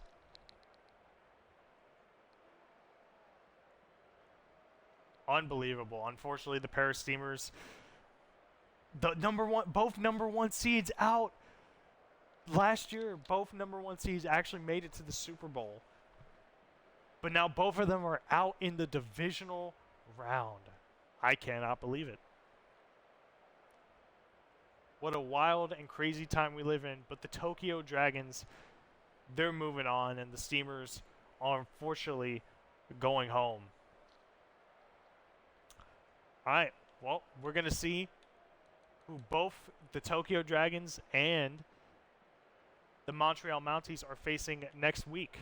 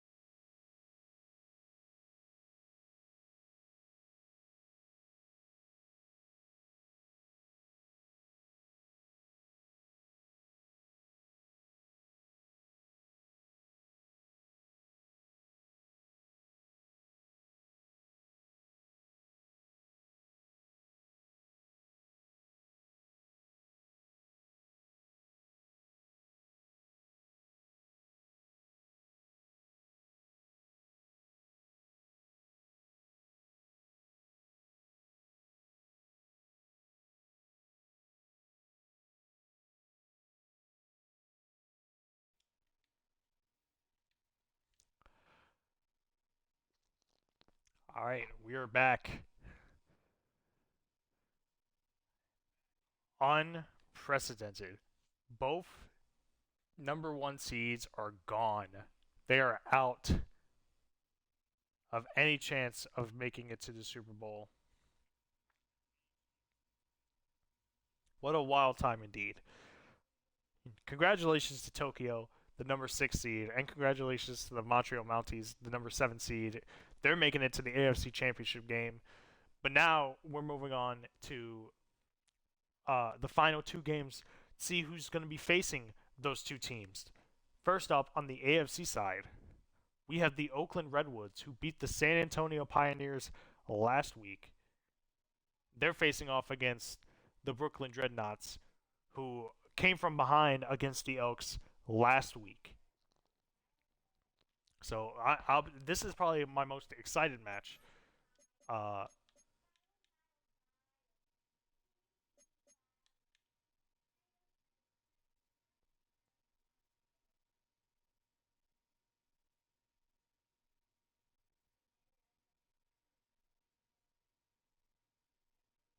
Give me 1 second.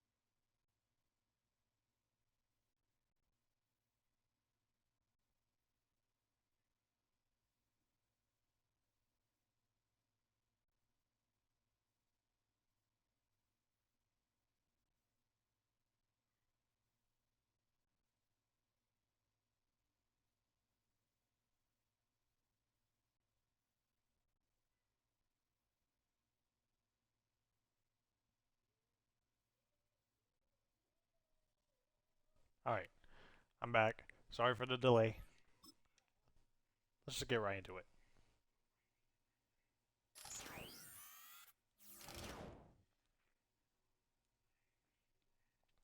Alright, the Oakland Redwoods, with their run game, able to take down the Pioneers, who are defensive powerhouses, but their defense showed up a lot, basically on the same level, but the Brooklyn Dreadnoughts showing that clutch gene.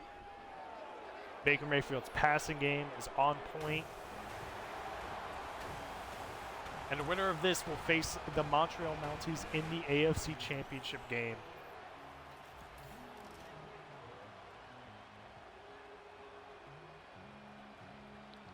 Kind of an unexpected, wild AFC title game that we're gonna have between two teams. Not the two teams I expected. I was definitely saying Condors and Dreadnoughts, but Dreadnoughts could still be there. They just got to get past the Redwoods, who have shown good promise.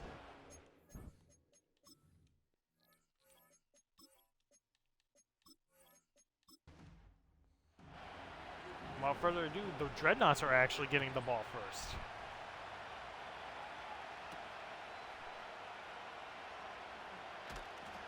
Something we don't see. But can a high seed actually take out? Oh man, already someone injured. Damn. Not good for the Dreadnoughts, but gotta move past that. Nick Chubb, first grab of the game.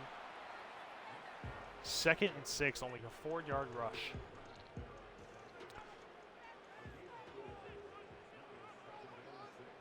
Second down. Nick Chubb again only gets a yard on that.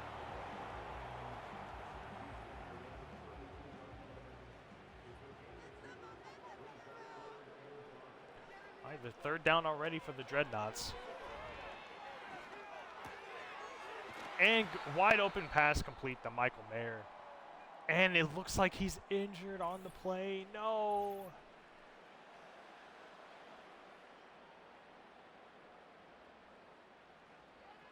The winner, the game-winning touchdown from him, and he's already out.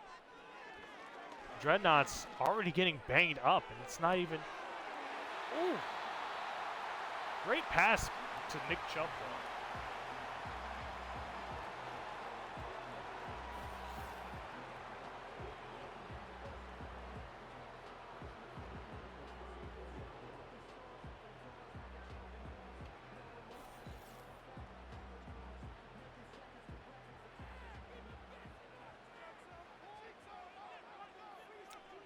Pass to Nick Chubb for the first down. Sorry, I'm getting distracted here. That is to Calvin Ridley for 5 yards.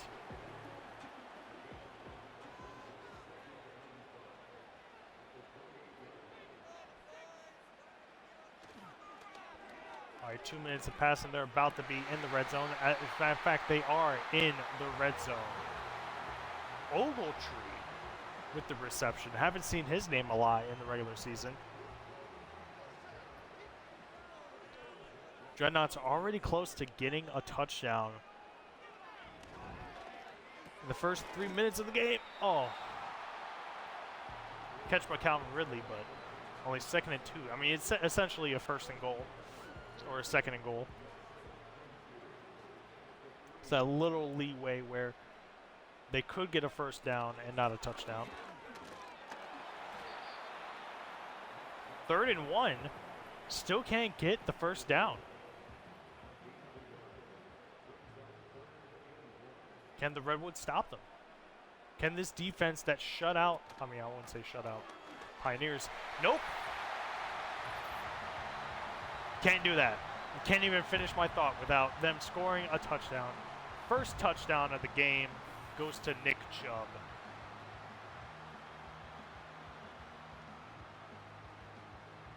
Incredible. And just like that, in 3.5 minutes time, the Dreadnoughts get the first touchdown of the game. And they're up 7-0. But we will see the Redwoods. We'll see what they have to say about that. Their run game, incredible. Justin Fields as their quarterback. Not really known as a passer, but Christian McCaffrey at running back. Who needs to pass the ball? But they do got their wide receivers, Devontae Adams and Tyler Lockett. Actually, Justin Fields right there. I mean, he's decent in passing, but not the most. Not the most.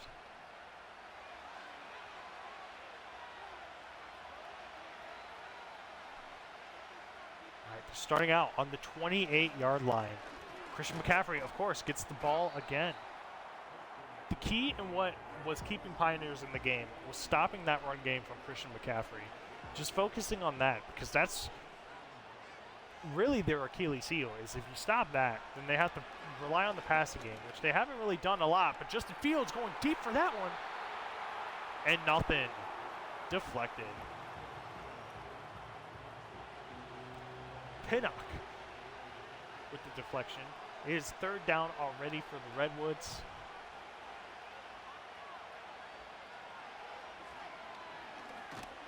And it's a sack.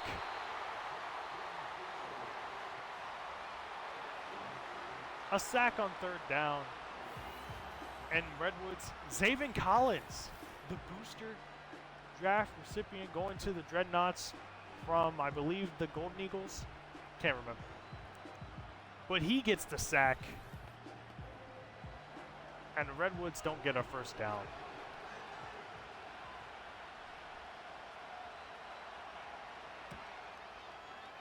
Redwoods already punting the ball. Calling for a fair catch at the 35-yard line.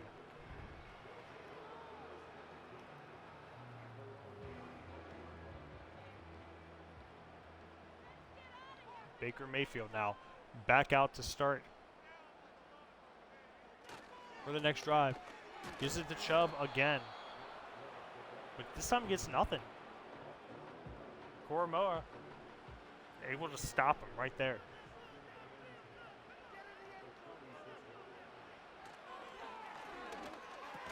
Baker Mayfield gets the pass to Ricky Pearsall, his first reception of the game. But not that much, only 3 yards. That's already 3rd and 7. Screen pass. Nick Chubb kind of hesitates, and that hesitation cost them. It is 4th and inches. No first down for the Dreadnoughts.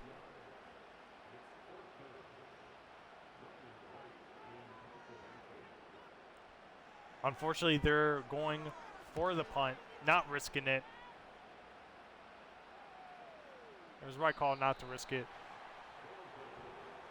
Now back on the 20-yard line, the Redwoods get the ball right back.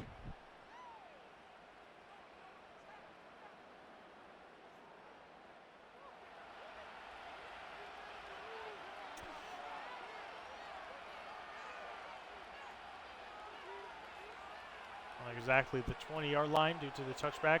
Short pass, but loses yards on that. Read like a book. 3-yard loss. Blackman with the tackle. Minus 11 yards and minus 12 passing for the Redwoods so far. Can they get it somewhat going? Oh, he gets the pass complete, but unfortunately he had to dive for that and couldn't get up in time for any Dreadnoughts players to get the tackle.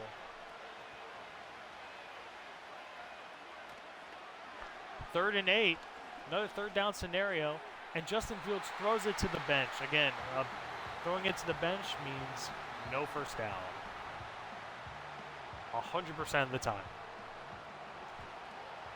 So the Redwoods have not gotten a first down yet. And they're forced to punt it again. Fair catch called on the 27. Now Brooklyn is out to get this offensive drive going.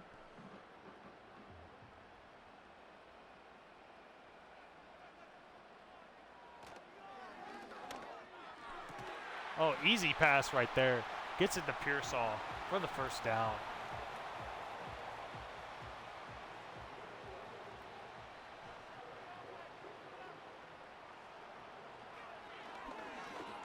Dreadnoughts now passing again. Same play, but this time to Calvin Ridley. All right.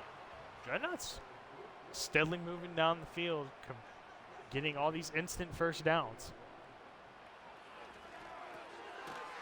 Not right there, though. Ridley gets the reception again, but for only 5 yards.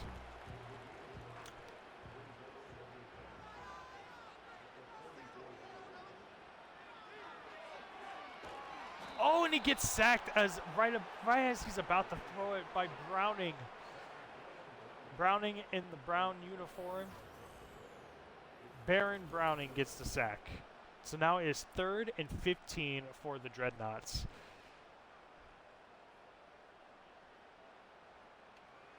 Unfortunate. Can they convert?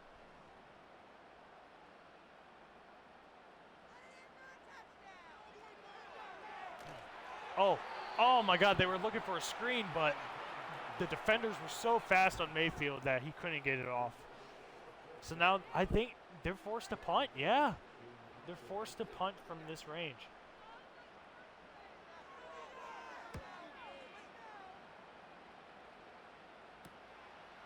Oh, he tries to return it. Gets it at the 20.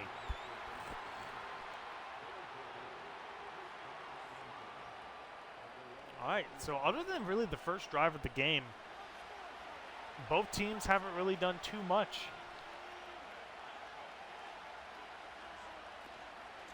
All right, Christian McCaffrey gets the ball, and and he breaks the tackle, gets the first down. And that will bring us to the second quarter.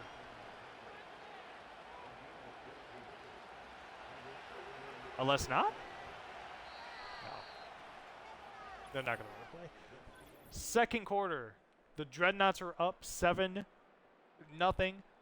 A lot of football. As we've seen from both of the games today, there's still a lot of football to be played.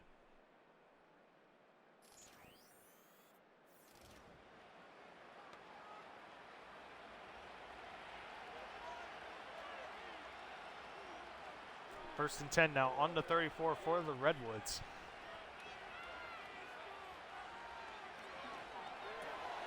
Pass complete. You know that's Romeo Dobbs gets a completion, gets a 7-yard completion out of that. 2nd and 3.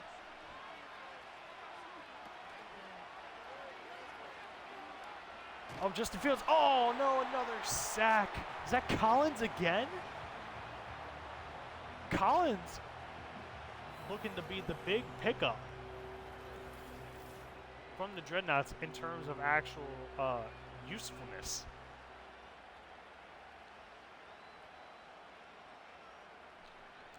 Already 2 sacks on the game for him.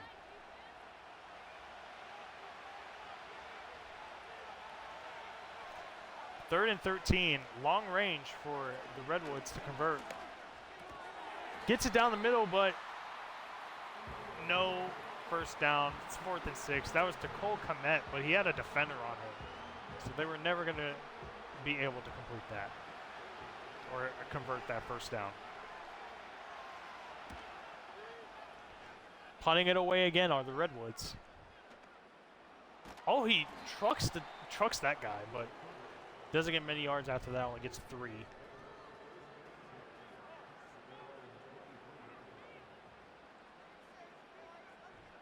Baker Mayfield now back out on the field. Gives it to Nick Chubb again. Wrong hole to go down. He could have gone down the left side and would have been okay. But it is what it is.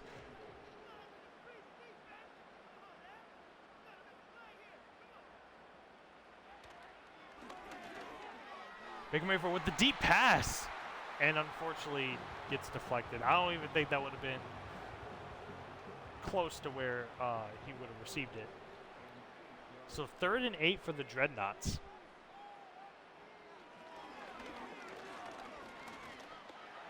Baker Mayfield, oh no, he was debating on whether he should run it or not, but Gottschalk with the sack. 4th and 18.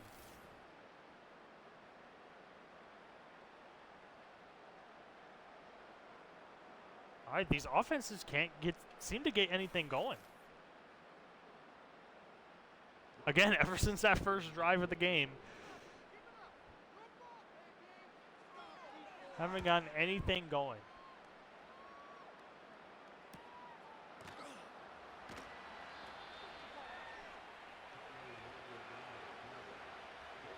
The Redwoods are starting off basically almost where they ended off last time.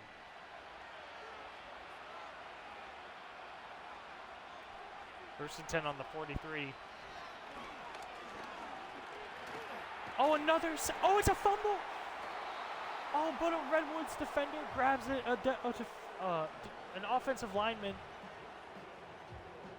I know I said defender. Did I say defender? I might have said that. Oh, but that was a fumble, and there were 3 Dreadnoughts right there. That could have been disastrous for the Redwoods. And I'll check down pass to Komet. Only gets 6 yards on that. So 3rd and 14. Man, I thought the Dreadnoughts really had that, but.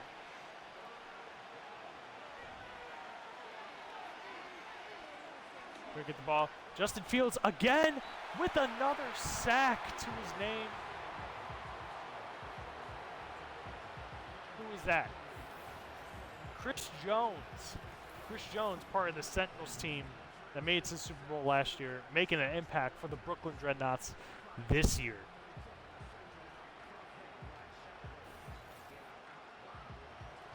So far, I think they're about to match the sacks that the Pioneers had against them. And it's only the second quarter. Another punt, by the way.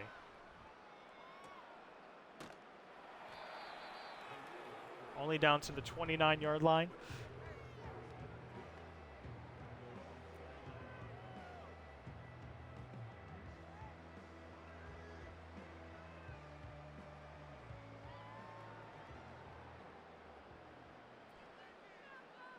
Dreadnoughts back out there again. Can they get something going? Can either of these teams get something going? Oh, almost had the pass right there, but to no avail. I believe it got a little bit deflected by the defender's head, but he still tried for the jump. Couldn't get it. Baker Mayfield. Oh, now he's running. Now he's running, and he gets the first down.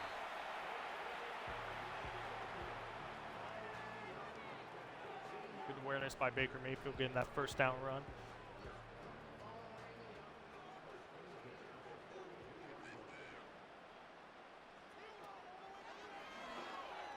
Oh, pass to Nick Chubb, but that's going to lose a lot. Yeah, that's going to lose 4 yards.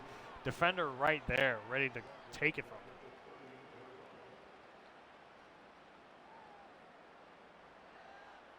It's another big yardage that they have to get for the first down.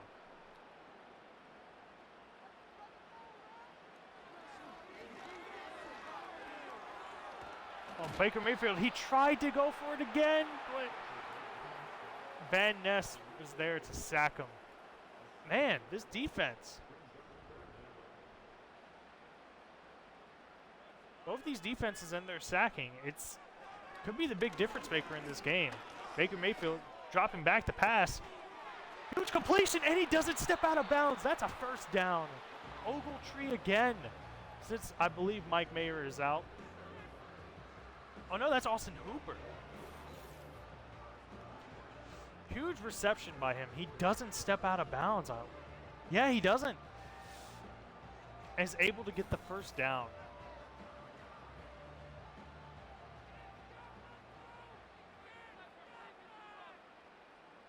Incredible by the Dreadnoughts. All right, there's Amari Cooper with his first reception of the game.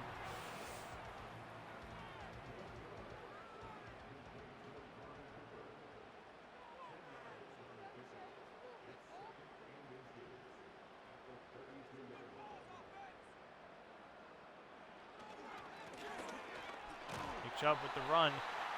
Not far to go. Gets the first down. almost at the 2-minute warning, and the Dreadnoughts are kind of rolling here.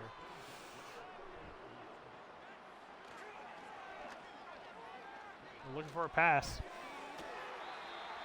Gets it complete and gets it out of bounds. Will that actually stop the clock enough for them to run another play? Doesn't look like it. Yep. 2-minute warning hits.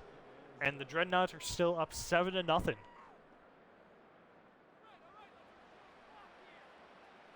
But they're still in close enough range to increase their score. Oh, what a pass. Austin Hooper.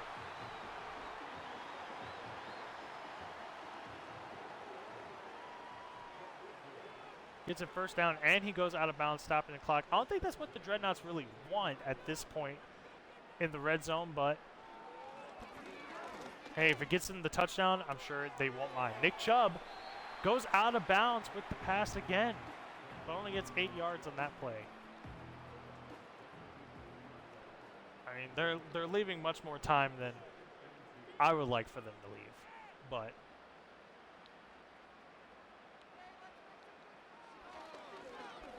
it is what it is. Nick Chubb with the reception. He's tackled infield, so the time will still keep going.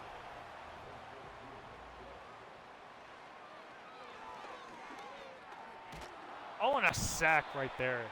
Unfortunately, that's going to waste time, unless the Redwoods call a timeout here. Ryan Neal with the sack. I believe that's got to be like 3 or 4 sacks for the Redwoods already, as opposed to the sacks from the Dreadnoughts. Oh, the Dreadnoughts call a timeout.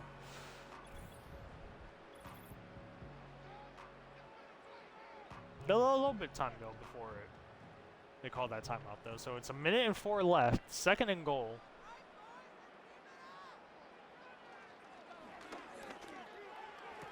Pass down to the right side. Don't know who that was to, but little short yard gain, wastes time. But now it's 3rd and goal. Do you think they go for it if they can't get it here? Well, not with that sack. 5 sacks already for the Redwoods. Unfortunately, no touchdown for the Dreadnoughts. The Dreadnoughts iced their own kicker. They call their 2nd timeout. But this will increase the score 10-0 for the Dreadnoughts. They won't leave Redwoods really any time. 16 seconds, and the Dreadnoughts are up 10-0.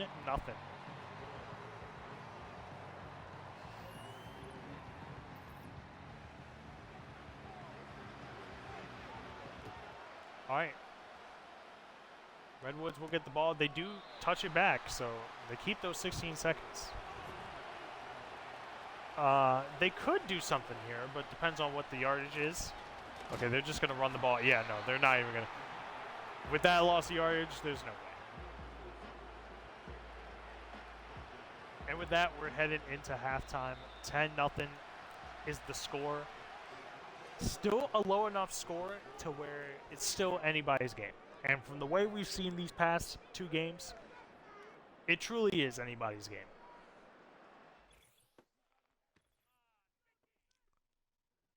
As you can see there below, the Mounties picking up the win against the Condors, who, winner of this game, will face them for the AFC Championship, and winner of that will go on to Season 1 Super Bowl. Last year was Season 0 because you guys didn't get to see all of the season except the playoffs. So here we are. And Brooklyn are going to kick it off. They don't get the ball first. They give it to the Redwoods. And he is stopped at the 27-yard line. This, again, has been another sack-worthy game. I think we're almost at the same amount of sacks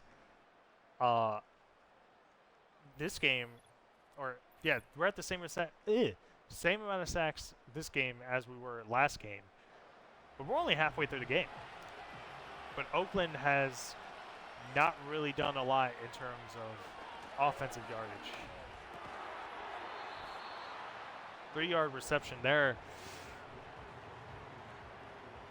But still doesn't get him in the positive. Still plenty of time left, though. There we go. More receptions like that to Tyler Lockett. Another former Sentinel.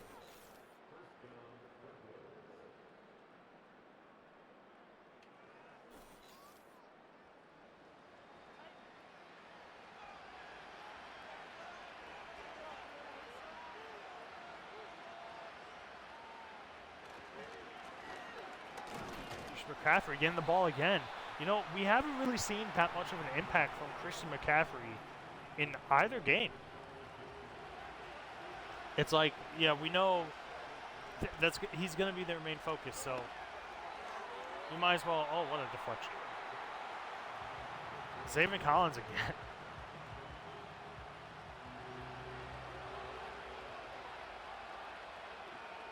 So, you know, we might as well just, you know, start the passing game, get that going. Justin Fields, though. He almost gets the first down, but not quite. 4th and 1. He had the right idea, but Smith was there for the tackle. So now, unfortunately, they're punting it away. They're not even in field goal range for their kicker.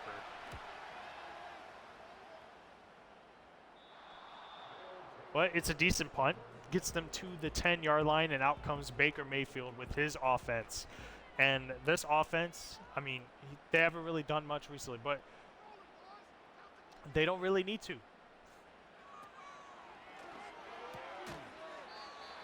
They're consistent. They don't need the big yardage like some teams do. That's why the Dreadnoughts are one of the top teams in the league right now. Unfortunately, that run by Nick Chubb doesn't do anything as well.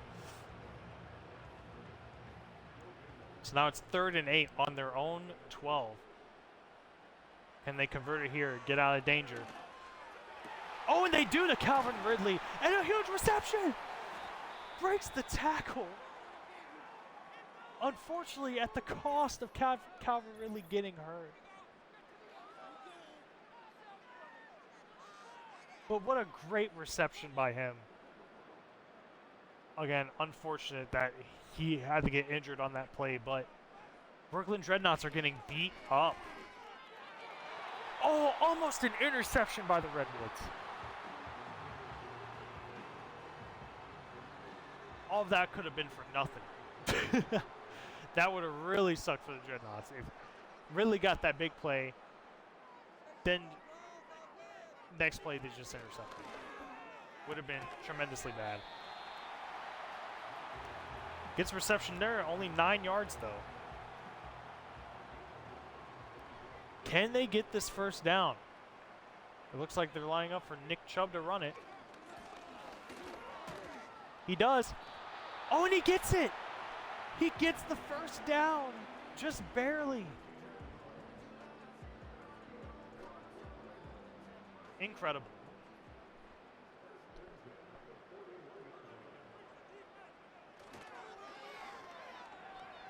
Baker Mayfield back to pass. Terrible, terrible throw. Intended for who? I don't know. But not a great throw by him. He was just backing up from all defenders. But he's running down the middle. What a block. What a block by Hooper for Baker Mayfield to get enough yardage for the first down. So making up for that bad throw.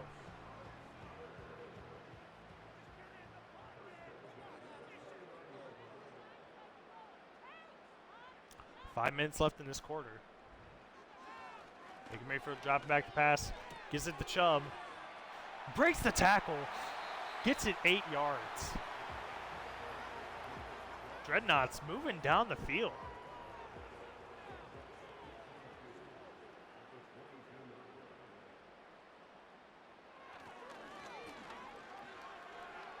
Baker Mayfield, he's running for the first down and he gets it.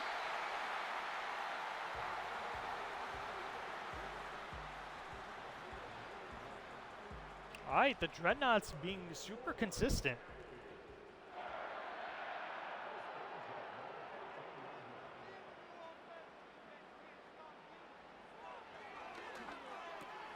Oh, oh, what a reception and what a touchdown by Austin Hooper. And that will bring the Dreadnoughts up 17-0 against the Redwoods in this third quarter.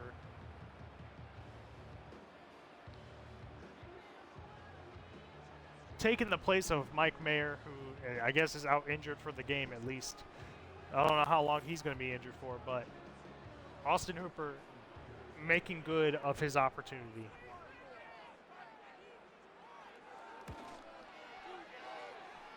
And the point after is good.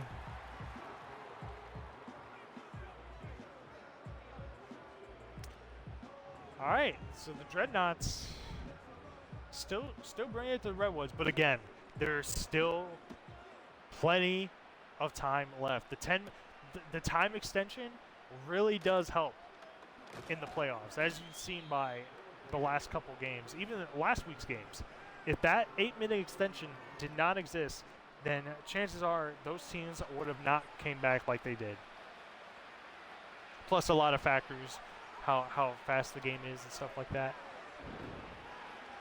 Justin Fields going down for the pass though. Oh.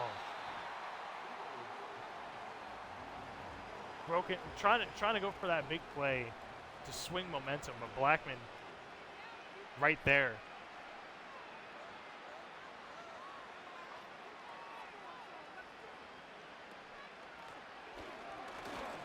Running with Christian McCaffrey again, but as you can see, that's been well scouted.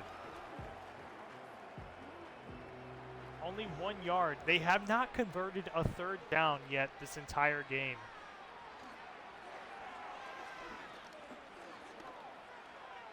Until now, Justin Fields with his legs gets it down to the midfield.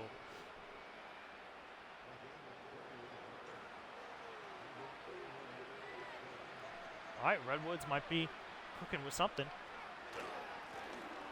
Christian McCaffrey, again, nothing.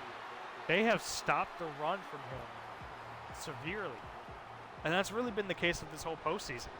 Like the teams realize, hey, listen, he's the leading rusher. We just need to stop him whenever he goes, and oh, he fumbles it. But a lineman is able to grab it. Oh no, that was Cole Kmet that was able to grab it. That would, again, another fumble that could have been a disaster. Oh, oh man, Chris Jones with the sack. The defender had the Dreadnoughts guy down. But that was in the way of Justin Fields. He had to hop over, which gave Chris Jones enough time for the sack. So now they have to punt it again. The Redwoods are about to be scoreless in the first 3 quarters of this game.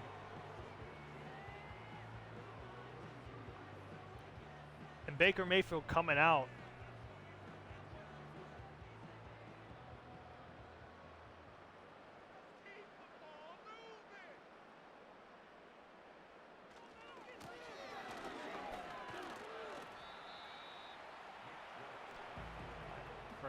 First play is a run by Chubb, 6 yards.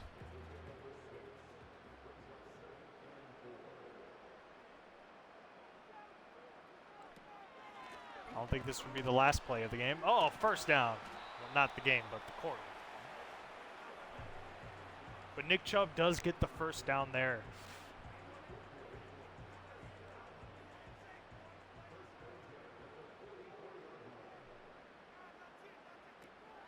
Play another Nick Chubb run.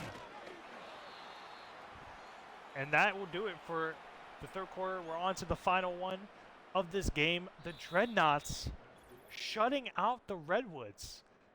Again, I can't stress this enough. Plenty of time left. But so far, the Dreadnoughts just look like the better team. The game I expected to be a good one ends up being completely different.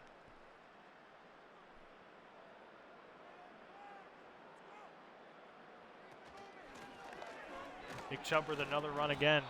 Only gets a yard on that, though. 10 minutes left. Let's see what Baker Mayfield can do. Convert this third down. Redwoods do badly need a stop here. Oh, what a pass to Pearsall! And the defender trips. And Pearsall gets a little bit more on that, but this team just looks completely sound. Oh, he tries for the deflection, but is unable to get it. That's what causes him to fall down.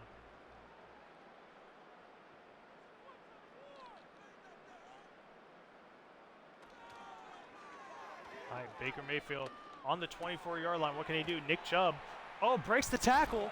Breaks another tackle. Gets 9 yards on that play. Nick Chubb has kind of been a superstar this game.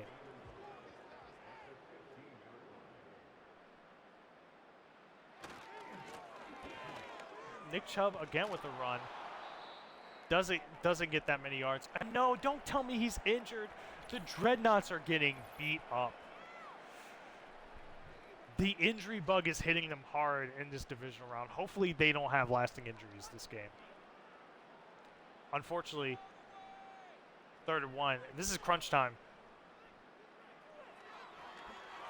All right, Austin Hooper with the first down reception. This Redwood team, they cannot stop the Dreadnoughts.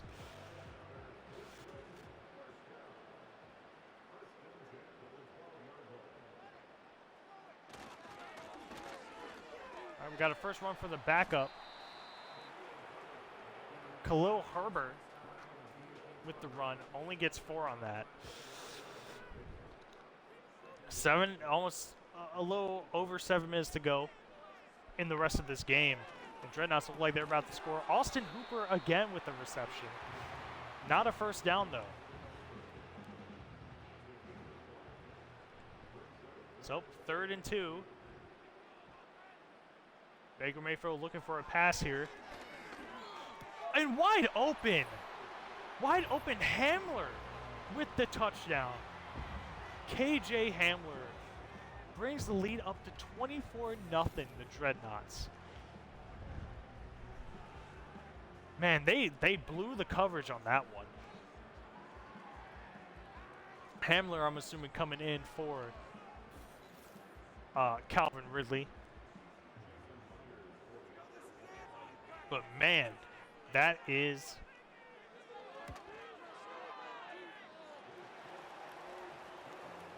not looking good for the Redwoods. They're down they're down by a little more than 3 scores.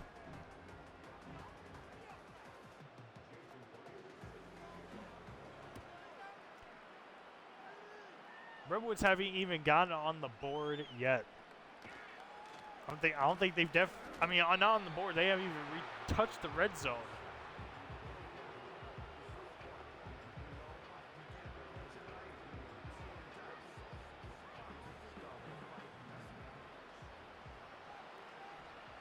So now Justin Fields, he needs to bring out that passing game. He can't afford to bring it to McCaffrey anymore. All right, well, he's just going to use his legs. Gets the first down with it, though. So not completely useless.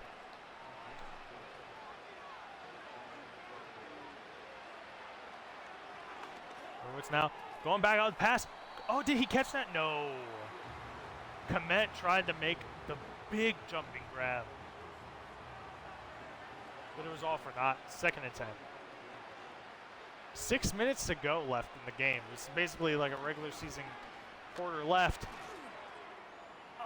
Okay, is he going to get tackled? Oh, doesn't get the first down. He does get chased down, and it's 3rd and inches now. I mean, granted, that's not going to matter anyways, because they will be going for it on 4th down at this point in the game. And what? I don't know who that was intended for. But the Redwoods, yep, they're as I predicted, they are going for it. They have to at this point. Down 24-0. Christian McCaffrey, he at least gets positive yards when he needs to. But the Dreadnoughts again with another injury. Again, not what they need.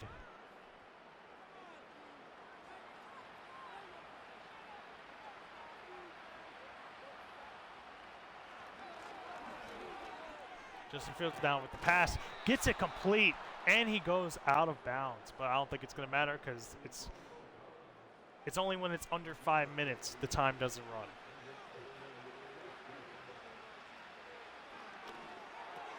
All right, they get the pass completion. But they have a long ways to go here. Even if they get this touchdown, they still need 3 more or 2 more and a field goal. And I don't think they're going to accomplish that in 4.5 minutes. Not, especially not with plays like that. That count as a sack? Wow. Is that another Zaven Collins sack? He's looking to be the steal of the booster draft. 3rd and 5 now for the Redwoods. All right, gets it complete and gets it out of bounds. Cole Kmet does. So they stop the clock, but again, they're on crunch time right now.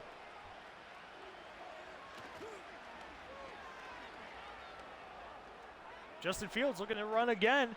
Oh, gets the stiff arm. Unfortunately, not enough for the first down. They need to start going. I don't know why they're not.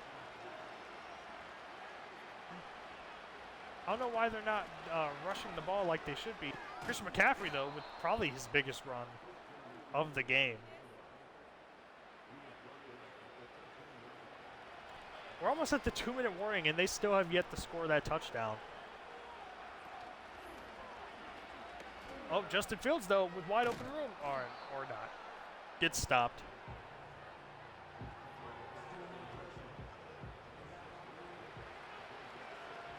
This will probably be the final play if they don't hurry up before the 2-minute warning.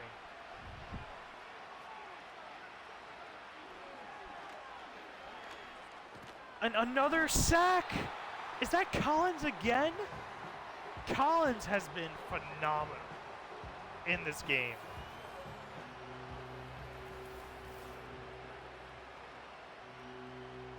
This is like his 4th or 5th sack in this game. And he's completely run over Justin Fields at quarterback. 2-minute warning, Redwoods 0-24. I mean, essentially, there's no hope that the Redwoods can come back from this. I mean, they would have to get the onside kicks and score basically immediately every time. Oh, throw down the field. And it's intercepted, solidifying this game. Razul Douglas with the game-winning interception, and that will seal the Dreadnoughts going to the AFC Championship. Aside from some shenanigans. The first turnover of the game, the 2 fumbles that almost happened for the Dreadnoughts.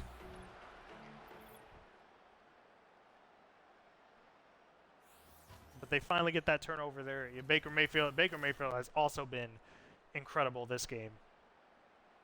As you can see, multiple touchdown passes to some unlikely people. KJ Hamler, Austin Hooper.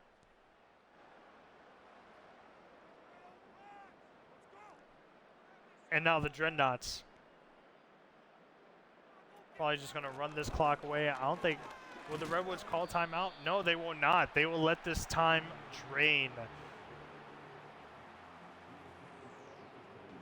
So the Dreadnoughts, they got beaten up. So that might affect them next week. But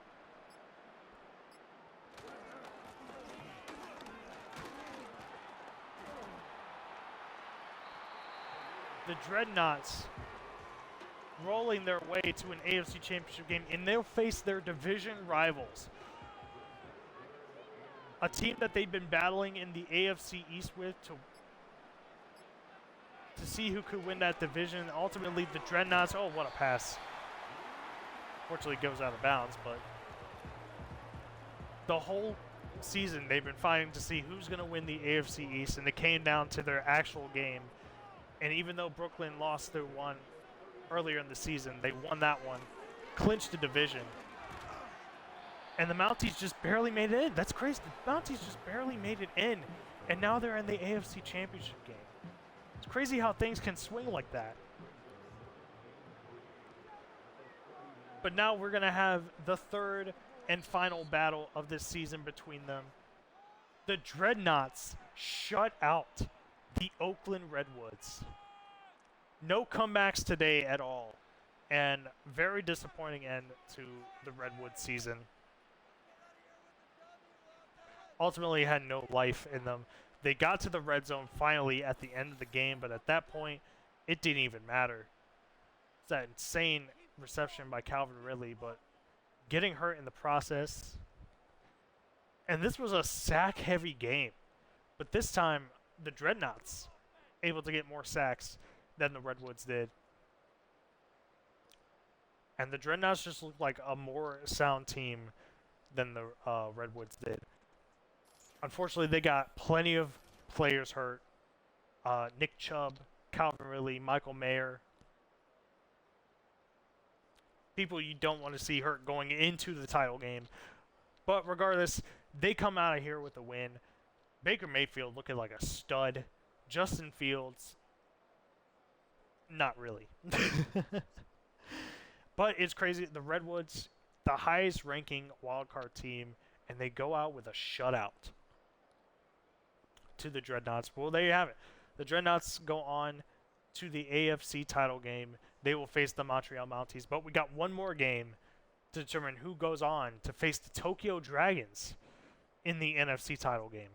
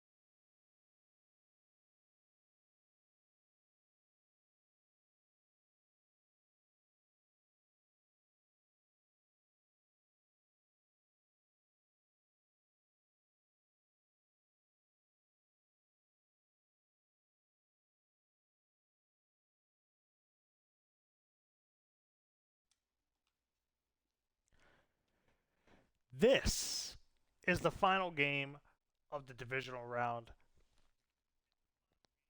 We have two division winners, with the NFC North Division champion, the Louisville Thunderbirds, taking on the NFC South Division champ, the Oklahoma City Bisons. The number 4 versus the number 2 seed, and the winner goes on to face an unlikely opponent, the Tokyo Dragons. So without further ado, let's not waste any more time. Let's just get right into it.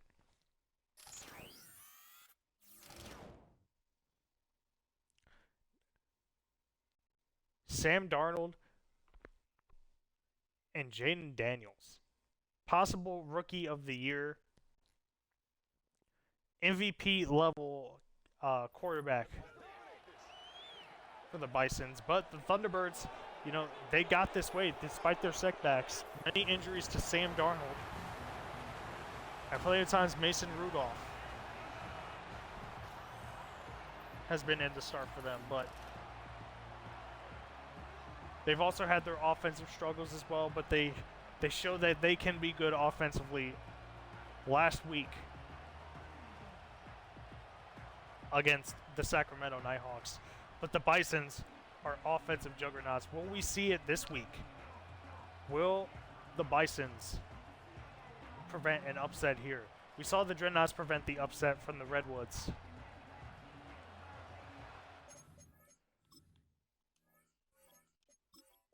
But how will this game go out? How will this game play out? Let's see how it does. The Bisons kicking off. Thunderbirds getting the ball first. Oh, what a shed tackle. Down to the 30-yard line. And out comes Sam Darnold, who you're going to see doesn't have a lot of stats, but he's proven very he's hit or miss when it comes to the Thunderbirds. I'm not going to lie. But with the help of his wide receivers and his running back, Sam Darnold has actually been, he's a fine addition when he's healthy. Brandon Ayuk with the first down reception to start off this game.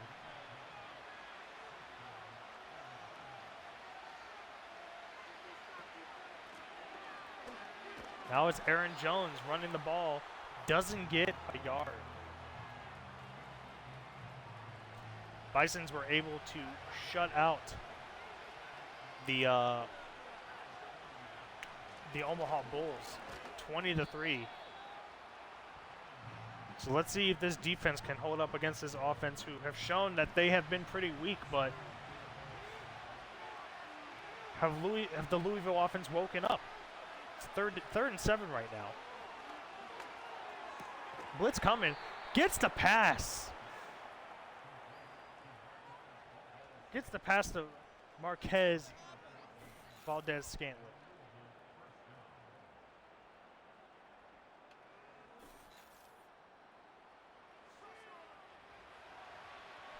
Darnold was under pressure there, able to run with it and throw it at the same time and give it to Scantling, who's been a game winner essentially for this team.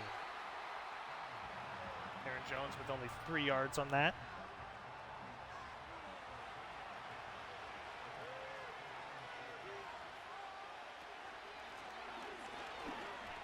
Running with Aaron Jones again. This time he gets the first down. He finds the hole he needs.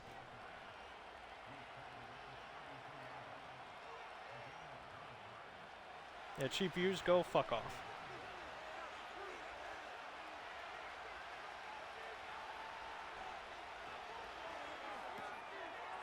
All right, reception completed. Valdez-Scantling again gets the first down. Uh-oh.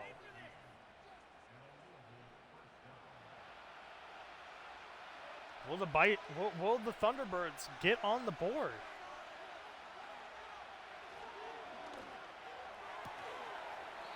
Oh, tried for the jump and grab and couldn't hold on to it. 2nd and 10.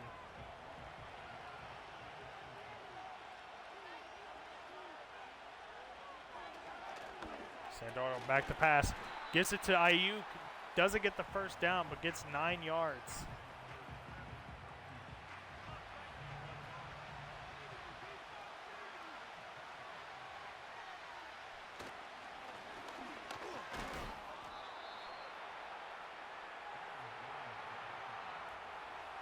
Aaron Jones gets the first down, though.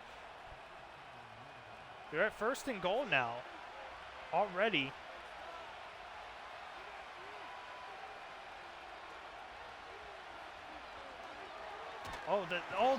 The blitz.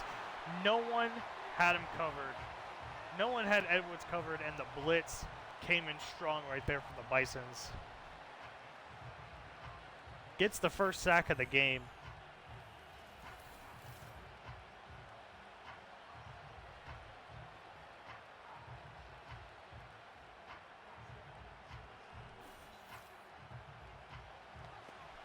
All right. So now it's 2nd and goal on the 18-yard line.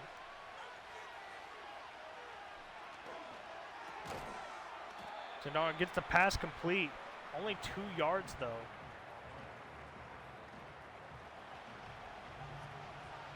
Third and goal from the 16. They need a touchdown to essentially convert this. Sandara, look at the pass in the end zone, and he gets the touchdown. Brandon Ayuk with the touchdown, the first touchdown of the game against the Bisons.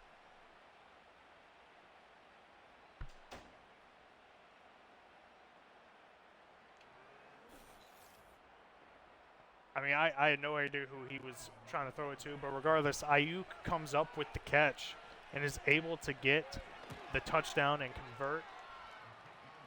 6 minutes into this game. All right, so Thunderbirds offensively proving themselves in this divisional game. It'd be an unlikely NFC Championship game with the Dragons facing the Thunderbirds.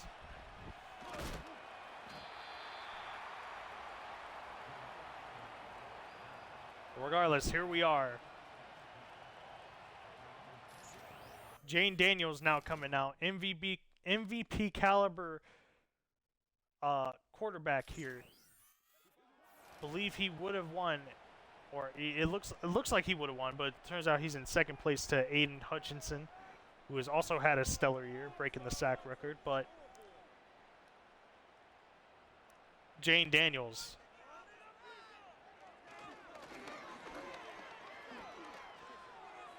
Oh, throw. Could have ran for it. Didn't have to throw it away.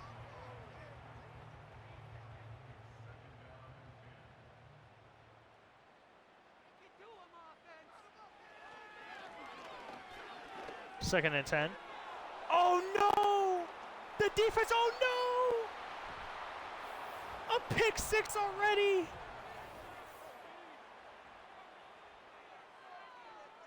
Leo Chenot with the, oh no.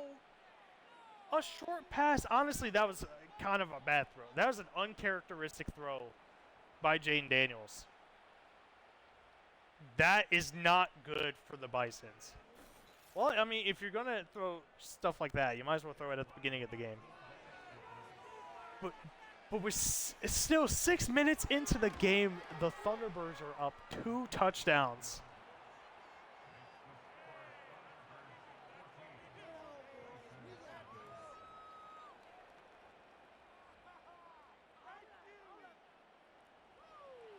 Man, these high seeds are not really...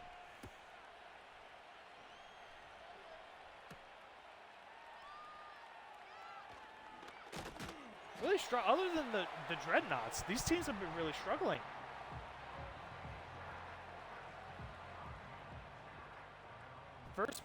First mistake and a costly one for Jane Daniels. First quarter, though, you can reset. Tank Bixby for the rush only gets 1 yard on that. The Thunderbirds known for their defense. One of the top defenses in the league, probably the top defense in the league.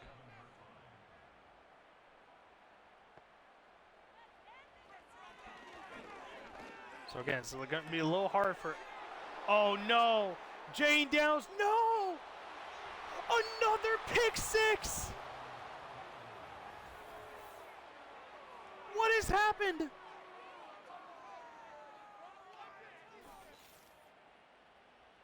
Christian Fulton, he threw there's no excuse for that, though. No excuse. I mean, also from the tight end as well. He didn't even try to catch that. But he threw it right at a Louisville defender. And the Thunderbirds, in the first 7 minutes, are up 3 scores to the Bison. This is... I don't have words. I am in shock right now.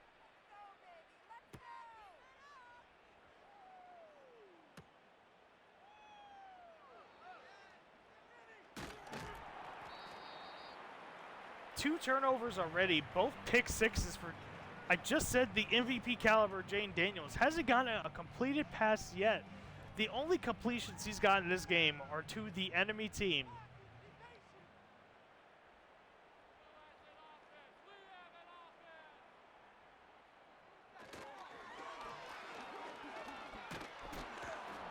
And the goose is not exactly cooked.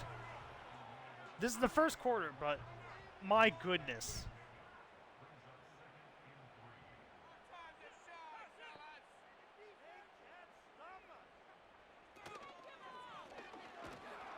Oh, and a sack. Probably would have been better handing off that ball. Louis Chenal, who got the first pick six against him, gets the sack against him there. 3rd and 8. Oh my God, that. You might as just go into halftime. Just get these guys rejuvenated that they can actually play this game. And they don't get the first down.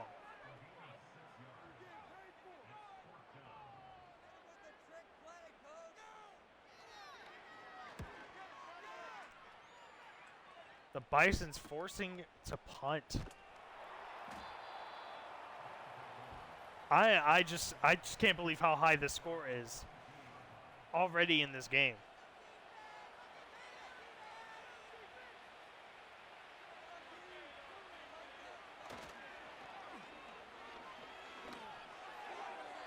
I pass. Oh, that was the Aaron Jones, but he wasn't ready for it. 2nd down.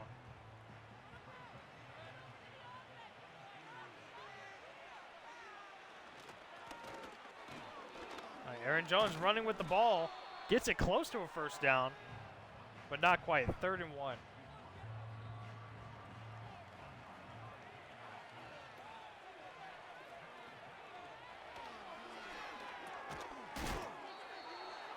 All right, first down.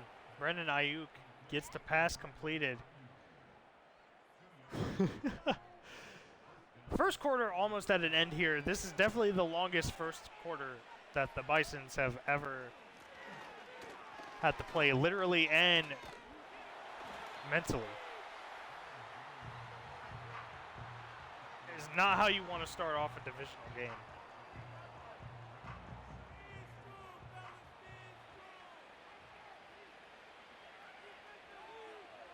Are they going to get a playoff? Oh, no, they don't. All right, first quarter ending. Finally, 21-0. Louisville strike, and they strike hard against the Bisons. Probably has the whole stadium shook.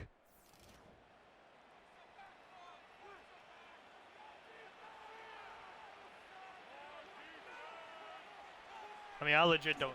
I don't have any words. Darnold throwing it to the bench. Never a first down.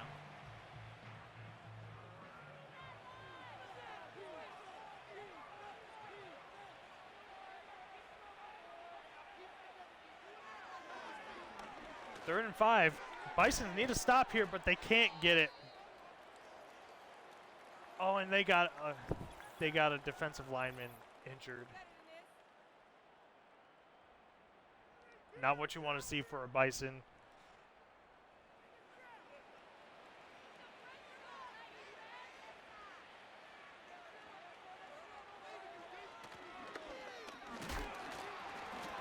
Oh, but the fumble. Can they recover? Oh no. Louisville recovers the ball. That they probably would have wanted that badly. Probably lost the ball in all that pile. But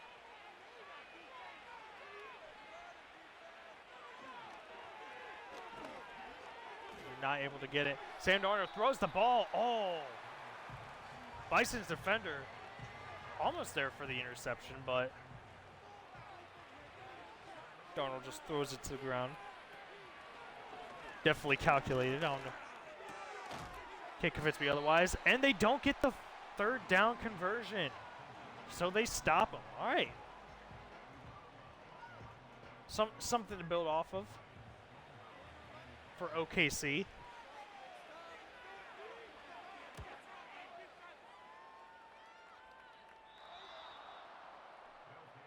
Unfortunately, they do have to go at the 10-yard line.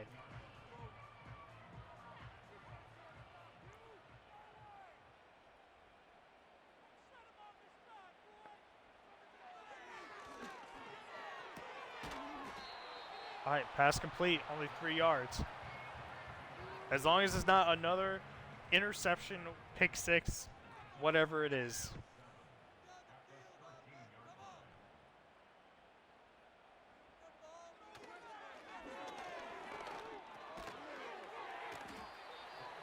All right, well, completion again, not a first down. That was to Tank Bixby again, but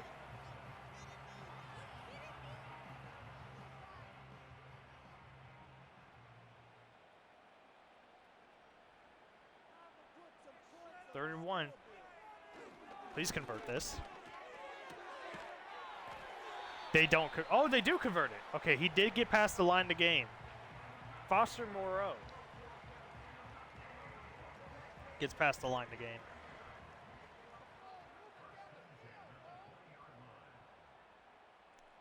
All right, first down. Oh, runs right into a defender. Oh, again. No! No! He had to have been down. He had to have been down, right? I thought he was down. That, you better hope he was down because that is not looking good for Oklahoma City. Oh, yeah, he has to be down. His knees were definitely down.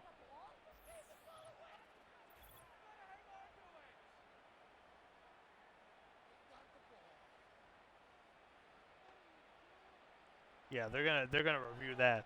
It'd be crazy not to review that. He spent a lot of time on the ground there.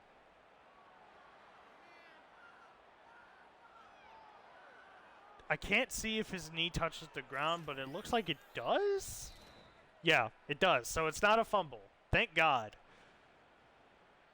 OKC did not need that. All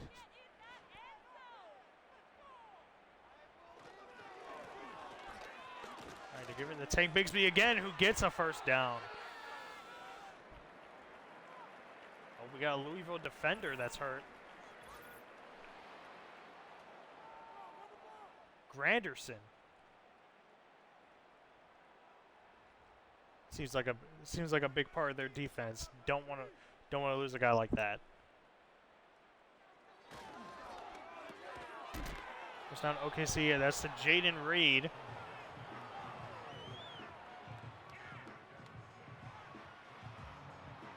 You know, it's kind of crazy how both of those pick sixes came from two players who are not even the top stars of the defense. All right, easy completion right there. There we go. Okay, see, they're kind of cooking now. They're getting back into this game. Flag on the play. That's looking like a holding.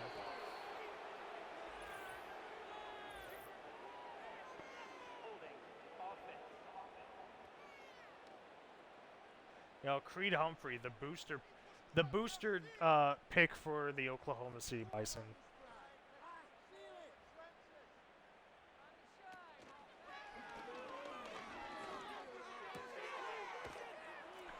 Guy gets it complete to the tight end. Not that many yards, only 5.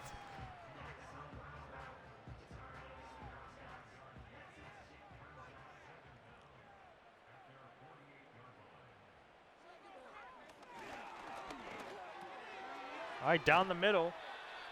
Gets it complete. 3rd and 6. Can they get at least, well, I mean, it'd be a pretty long field goal if they don't gain any yards here, but looking for that first down. To get someone decently back into this game. There you go. That's the Tank. Gets it complete.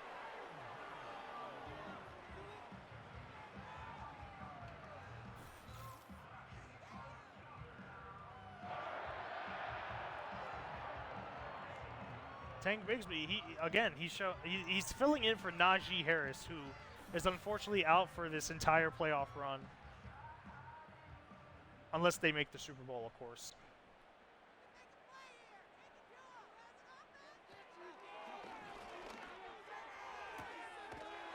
All right, completion.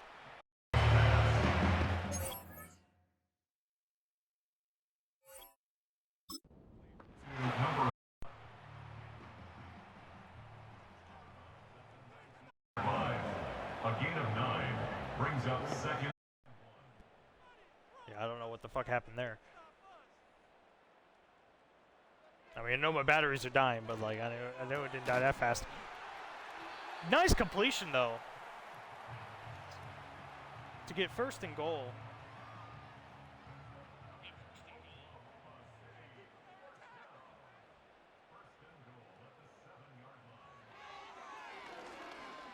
Can OKC get it on the board?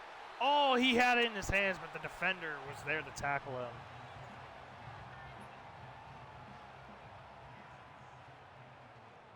All right, second and goal. 2:35 left into the half. Oh, a toss. He loses a yard on that.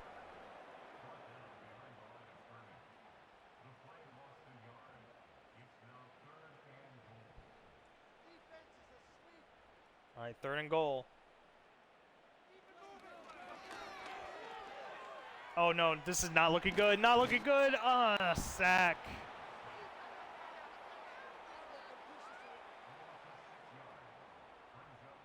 Loses 6 yards on that, and now it's a 2-minute warning. I mean, why not go for it at this point? But they probably just want to put points on the board. Yeah, they do. Unfortunate, but Blankenship with the field goal.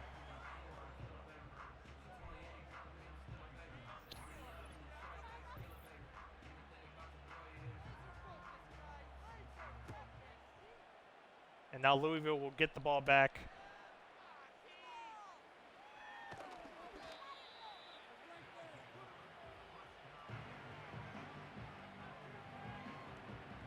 I think OKC do get the ball back at the half, so if they stop them right here, they can be in good shape, but oh.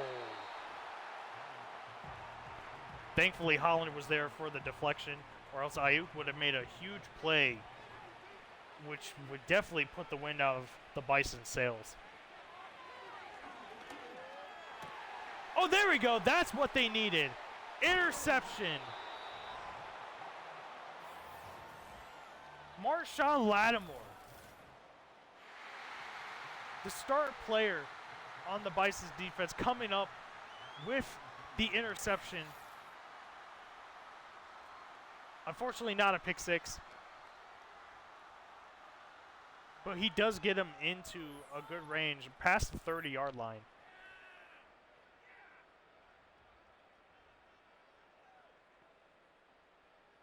You see Tank Bigsby, as I said, replacing Najee Harris. And now Bisons, they have the ball back. They're at least going to get more points on the board. Oh. Gets the first down right there. 1st and 10 on the 11.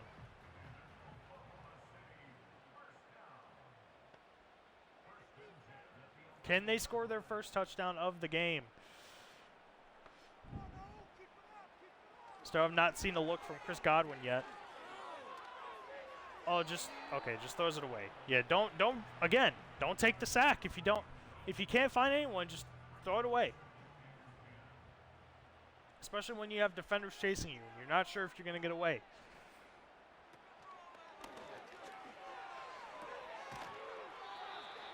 All right, well that was to I don't know who that was to. Was that to Dawson Knox?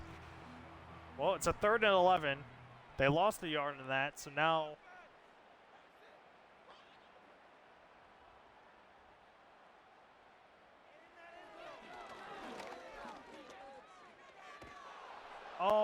okay, well, he throws it away, prevents the sack, but my goodness, still can't score a touchdown.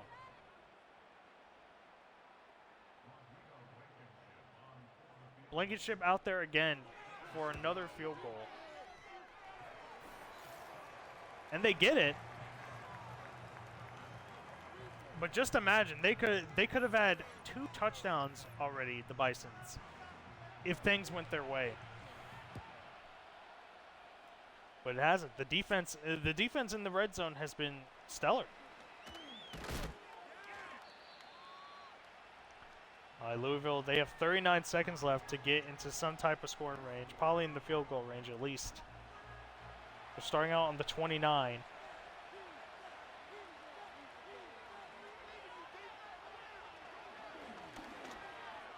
Oh, with the fly out. Oh, and he gets it, and he's out of bounds. Valdez-Scantling.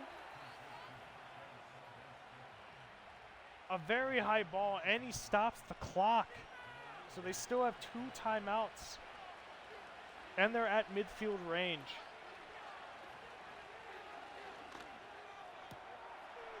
Oh my God, Ayuk! Okay, he gets tackled inbounds, so they're forced to use that timeout, but a little more yardage, and they're definitely in the range to kick a field goal.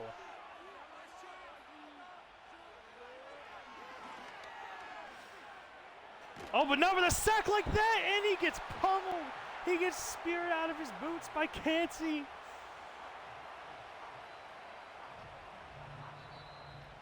And they're forced to use their timeout there.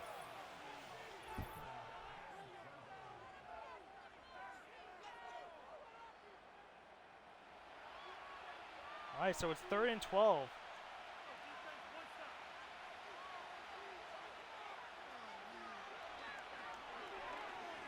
Oh, stepping back the pass. Oh, throws it out of bounds instead for the 4th and 12. Now, unfortunately, Oklahoma City will get the ball back, but they probably won't be really any time to do anything.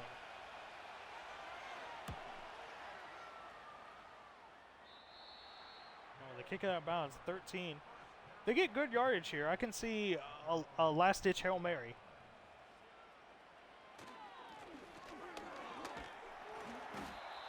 Yep, no, not really good yardage there, so they're not even going to risk it. Louisville up 21-6. All of those points being in the first quarter.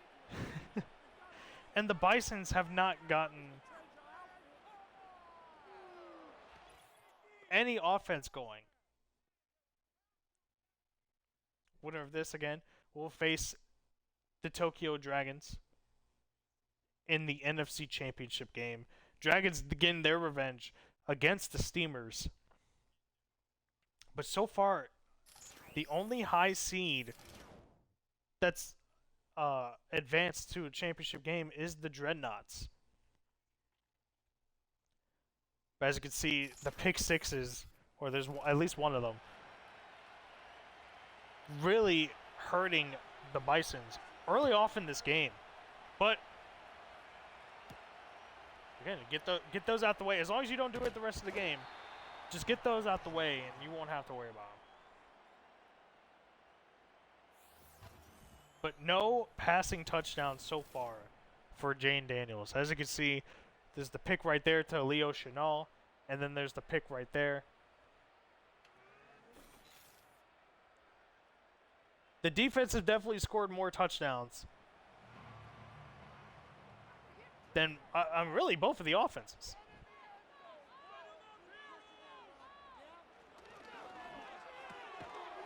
A quick pass, loses a yard on that though.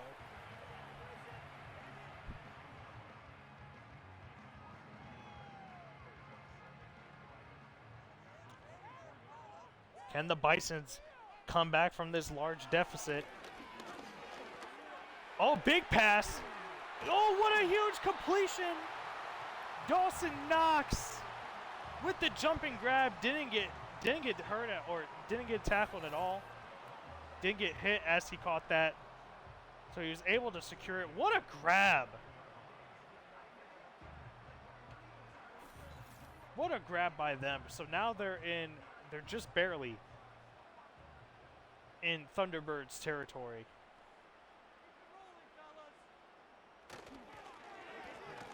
Oh, Okay, well, he gets back to the line of scrimmage. Chanel again. Man. Chanel. It's Chanel. Whatever. It's not how it's spelled, but whatever. All right, pass. Oh, passing complete. Tank Bigsby couldn't come up with the grab. So could that catch not mean anything?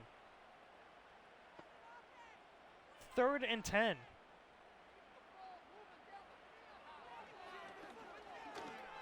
Oh, oh my goodness. He threw it in the triple coverage.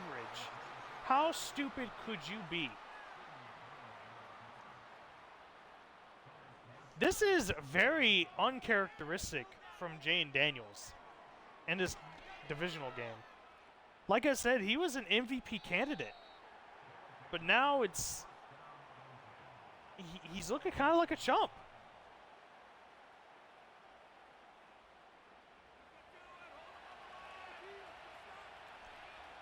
Now, the Thunderbirds, they did have a great showing in the first quarter, but they haven't really done anything since then.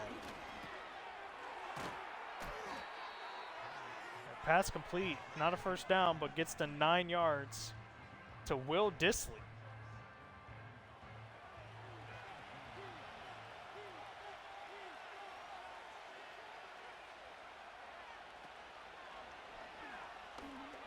Oh, short pass to Brandon Ayuk, secures the grab.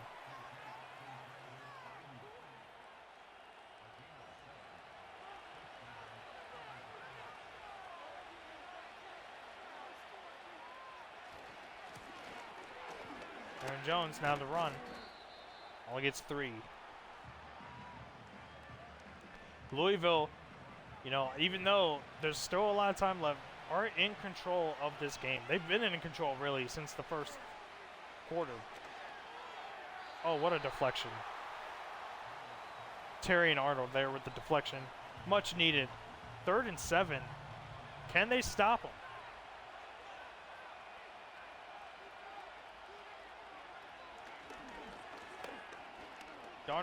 Darnold, oh, it gets sacked.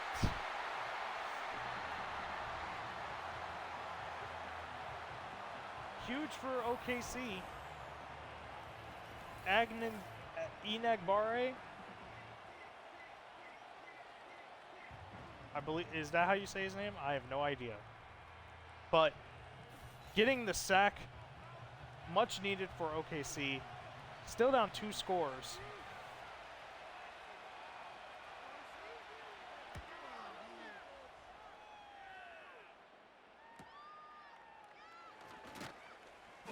But gets it past the 40 onto the 42-yard line. Jane Daniels, he needs to be a big playmaker. They need to come up with big plays, or else the game kind of already has gotten out of hand for them.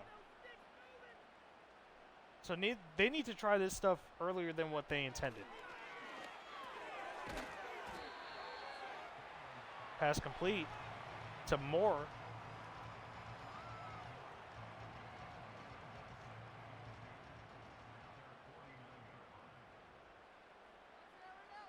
Second and 2 now. Oh, he just runs right into a defender. What is he doing?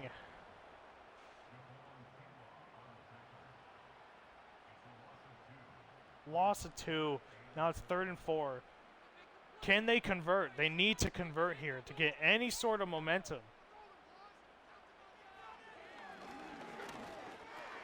Short pass to Bigsby, and he does get to the line of game. All right. OKC not completely out of it yet.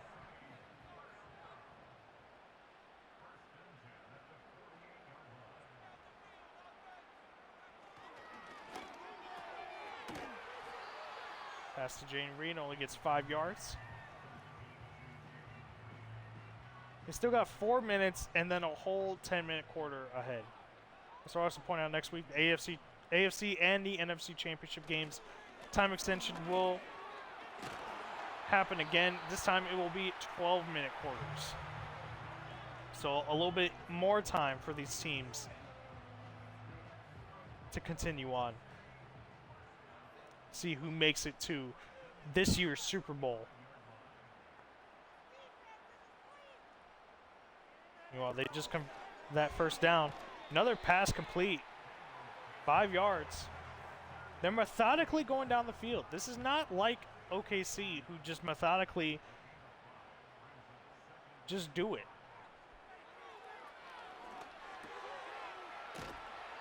Oh, just barely doesn't get the first down. 3rd and inches.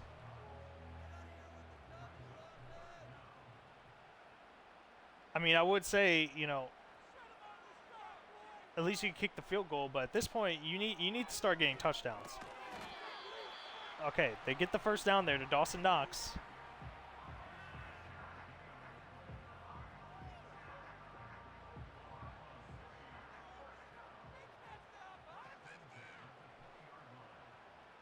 All right, 1st and 10. They're in the red zone. Oh, and there it is! Oklahoma City's first touchdown to Dawson Knox.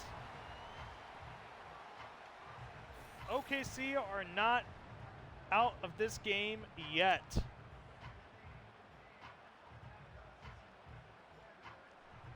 Plenty of time left. Now, do they go for the 2 here, or are they just gonna... Okay, they're just gonna kick it. Smart decision. You don't want to be, you know, going for 2s already. You haven't gotten that far ahead of them. Probably want to do that maybe the next touchdown.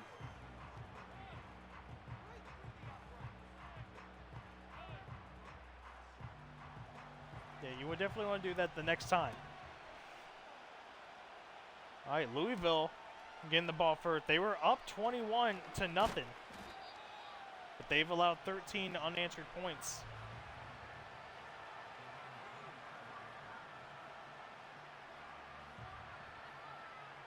Sam Darnold now coming back out. Despite the fact that Louisville is winning, they have less yards than the Bisons do. But Aaron Jones has been pretty solid at running back. He gets them 7 yards on that play. OKC, you definitely want stops here. Sam Darnold with the deep pass, and oh no, he drops it.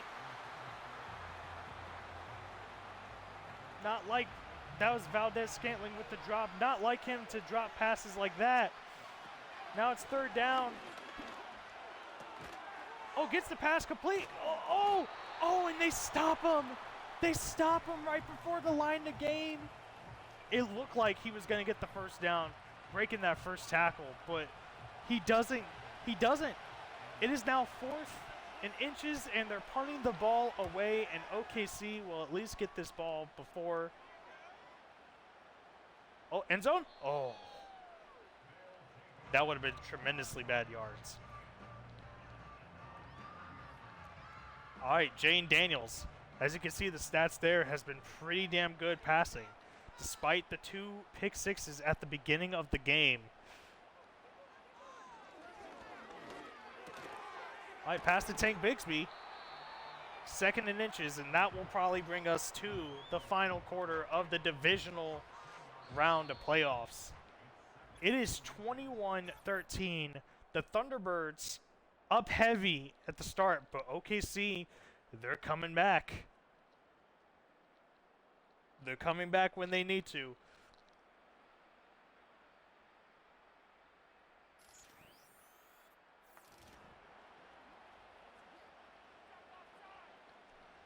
Already, they have more yards than the Thunderbirds do.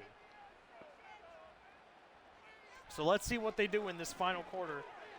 Preferably a touchdown is needed. Dawson Knox getting all the blocks and gets down to the 43-yard line for the first down.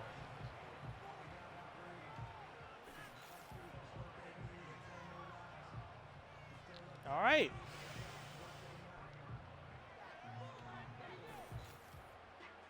OKC, they're driving.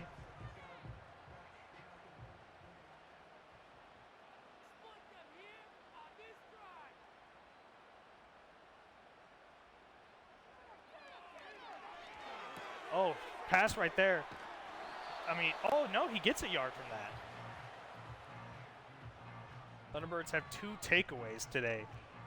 They rank top 3 in takeaways for the regular season.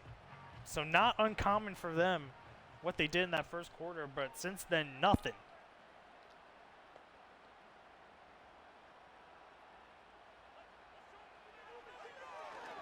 Back to pass. Gets it complete. I believe, is that to Godwin? Do I believe it? That's the Chris Godwin, his first reception of the game.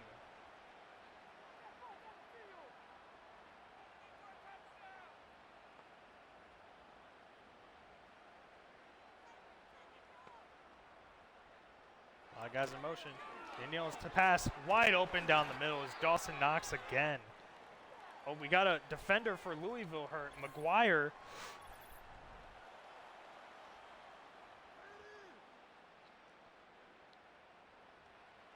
He looks to be limping back, but OKC are driving right now.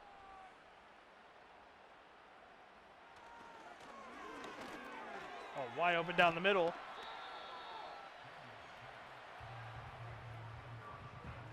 That is Moore.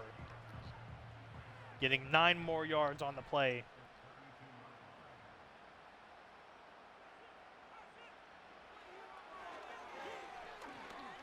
Jane Daniels.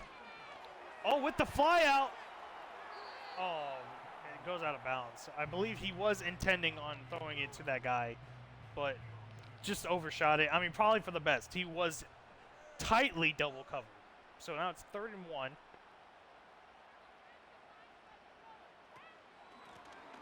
All right, Tank does not get the first down.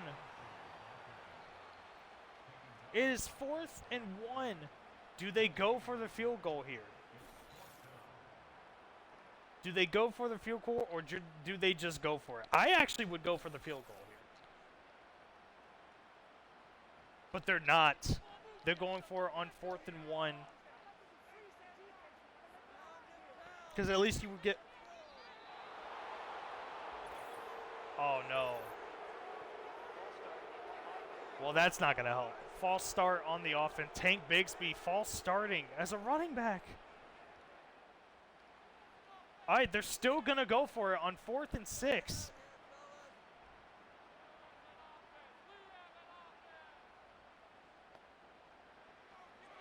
I don't know how I feel about this decision. Oh, but he gets a wide completion to Moore. It is 1st and goal. Converting it on 4th down. Gets the separation. Okay, OKC they're not completely out.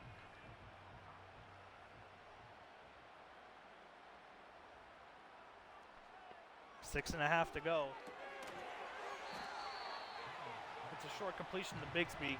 Doesn't get a lot. Thunderbirds, despite being one of the best defenses, they're the worst in points allowed, but they haven't allowed points for one of the best offensive teams in the league. So that's saying something for the Thunderbirds at least. A pass to Dawson. Oh, no, incomplete. Oh, that's not even to Dawson Knox. I don't even know where that is. 3rd and goal on the 9. Can they get this touchdown?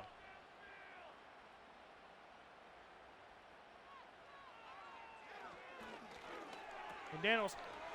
Can he get it? Oh, no! He was so close. He's less than 1 yard away. It is 4th and inches to the goal line. And they're going for it. They're not even risking the field goal. To the fullback. They give it. Or is that a tight end?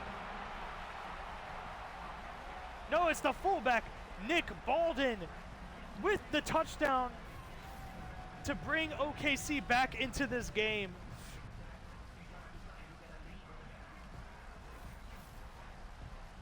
Good decision there. And now they try for the two-pointer.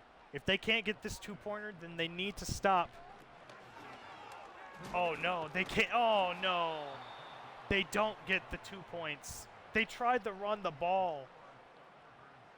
But Thunderbirds just stop him right there. So now they desperately need to stop Louisville right here. Louisville still have the lead, but all you really need is a field goal for OKC.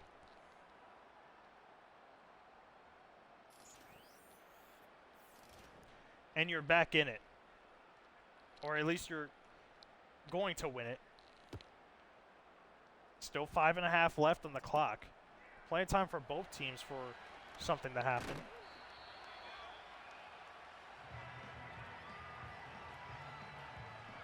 I will say for this offense, the Louisville offense, they've only got 1 touchdown. That was the first drive of the game, but since then, they have done nothing.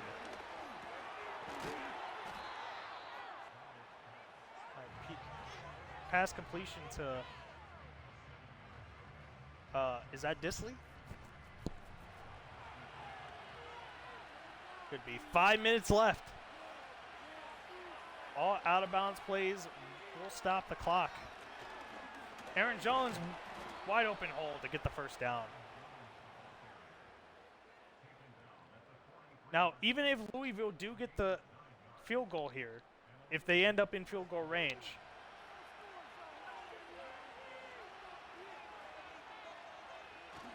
it's still winnable for OKC. Oh, man. Aaron Jones wide open. Oh, they missed the tackle.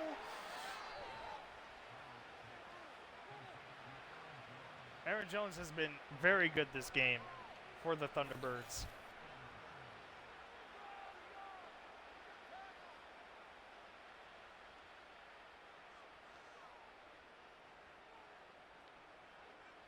My God, he just goes past him. Doesn't even try to tackle.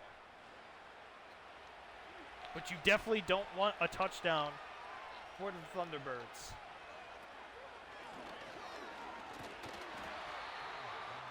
You want to stop them in their tracks right here.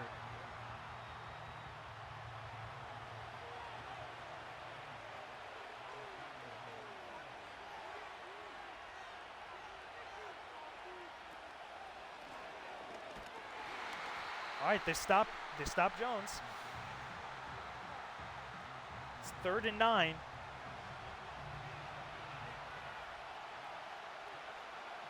They're looking to waste clock now.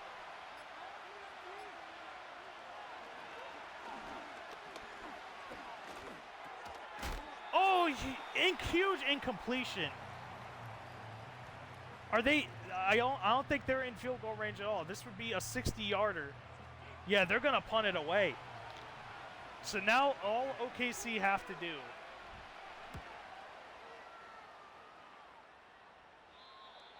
Oh, that's unfortunate. Down to the 3. What a fantastic punt.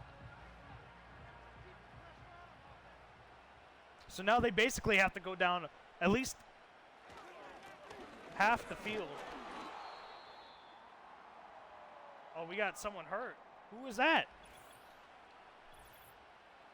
Jackson out with an injury. The offensive line does not need to be more injured than it probably already is. They're not in good range. Okay, there we go. Tank Bigsby gets them out of. The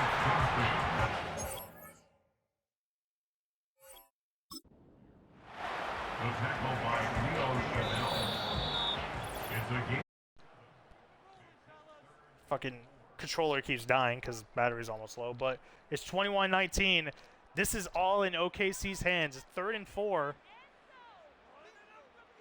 They just need a field goal to win the game. Oh, and Chris Godwin, he goes down the field.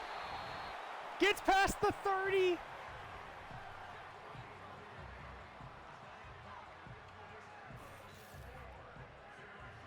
There you go.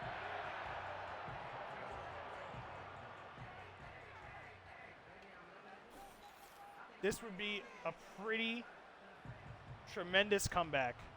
Probably a better comeback than the Dragons had.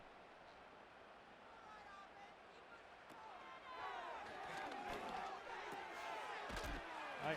They get the field right there. They call a timeout. Dawson Knox again with the catch.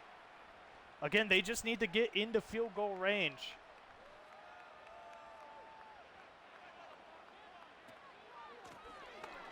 Oh, running with Tank Bigsby. Risky move, but they get it. They get the first down. They're calling a timeout again.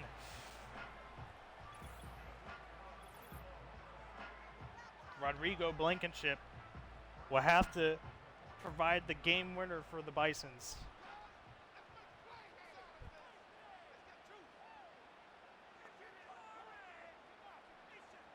Most likely need a first down and then some for a chance at the made field goal. Jane Daniels, he just throws it away. Okay, smart. I mean, he probably could have made a run for it, but...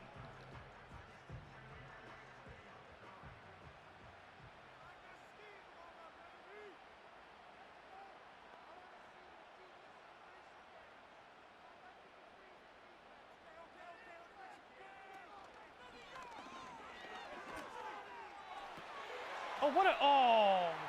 Try to grab it. Yeah, Rodrigo Banks. His target line is the 36-yard line. 3rd and 10 for OKC.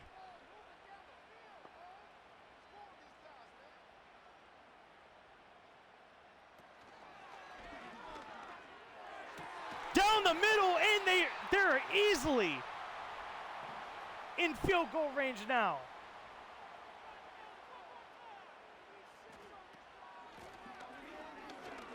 Tank Bigsby down the middle. Gets it to the 23, and now Louisville are calling timeouts because they realize, oh, they're in trouble. OKC have that one timeout just to... And they get that first down. Oh, my goodness. Hopefully they don't go for a touchdown. That would be utter AI despicable fucking move right there.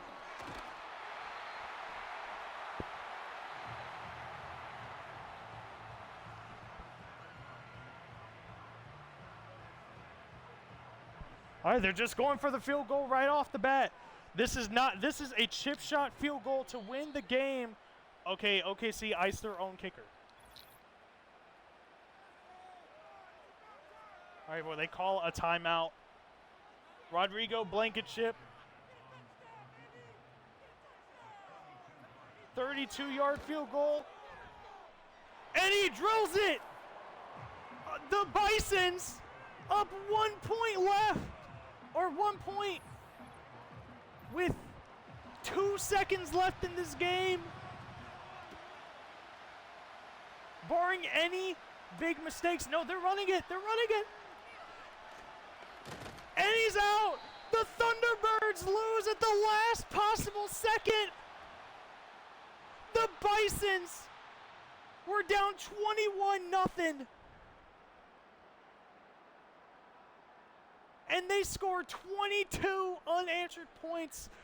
Blankenship with the field goal to win them the game. And the Bisons are heading to the AFC Championship. Unfortunate for the Thunderbirds. They had that first drive where offensively they looked pretty good. Then they had the 2 pick sixes. They were up by a lot. But offensively, they couldn't get anything done. They couldn't even get in the field goal range ever since then. And OKC, with the comeback of all comebacks, to win the game at the last 2 seconds. Jane Daniels proving why he is MVP caliber. Oh, man, what an ending to this day. Wow. the Thunderbirds, they really choked that. They really did choke that away, unfortunately. Wow. Oh, man. OKC with the come-from-behind win. They were down 21 points in the first quarter, but they slowly worked their way back up, and they were able to get the win and steal it away from the Thunderbirds. So now it will be the Tokyo Dragons versus the Oklahoma City Bison.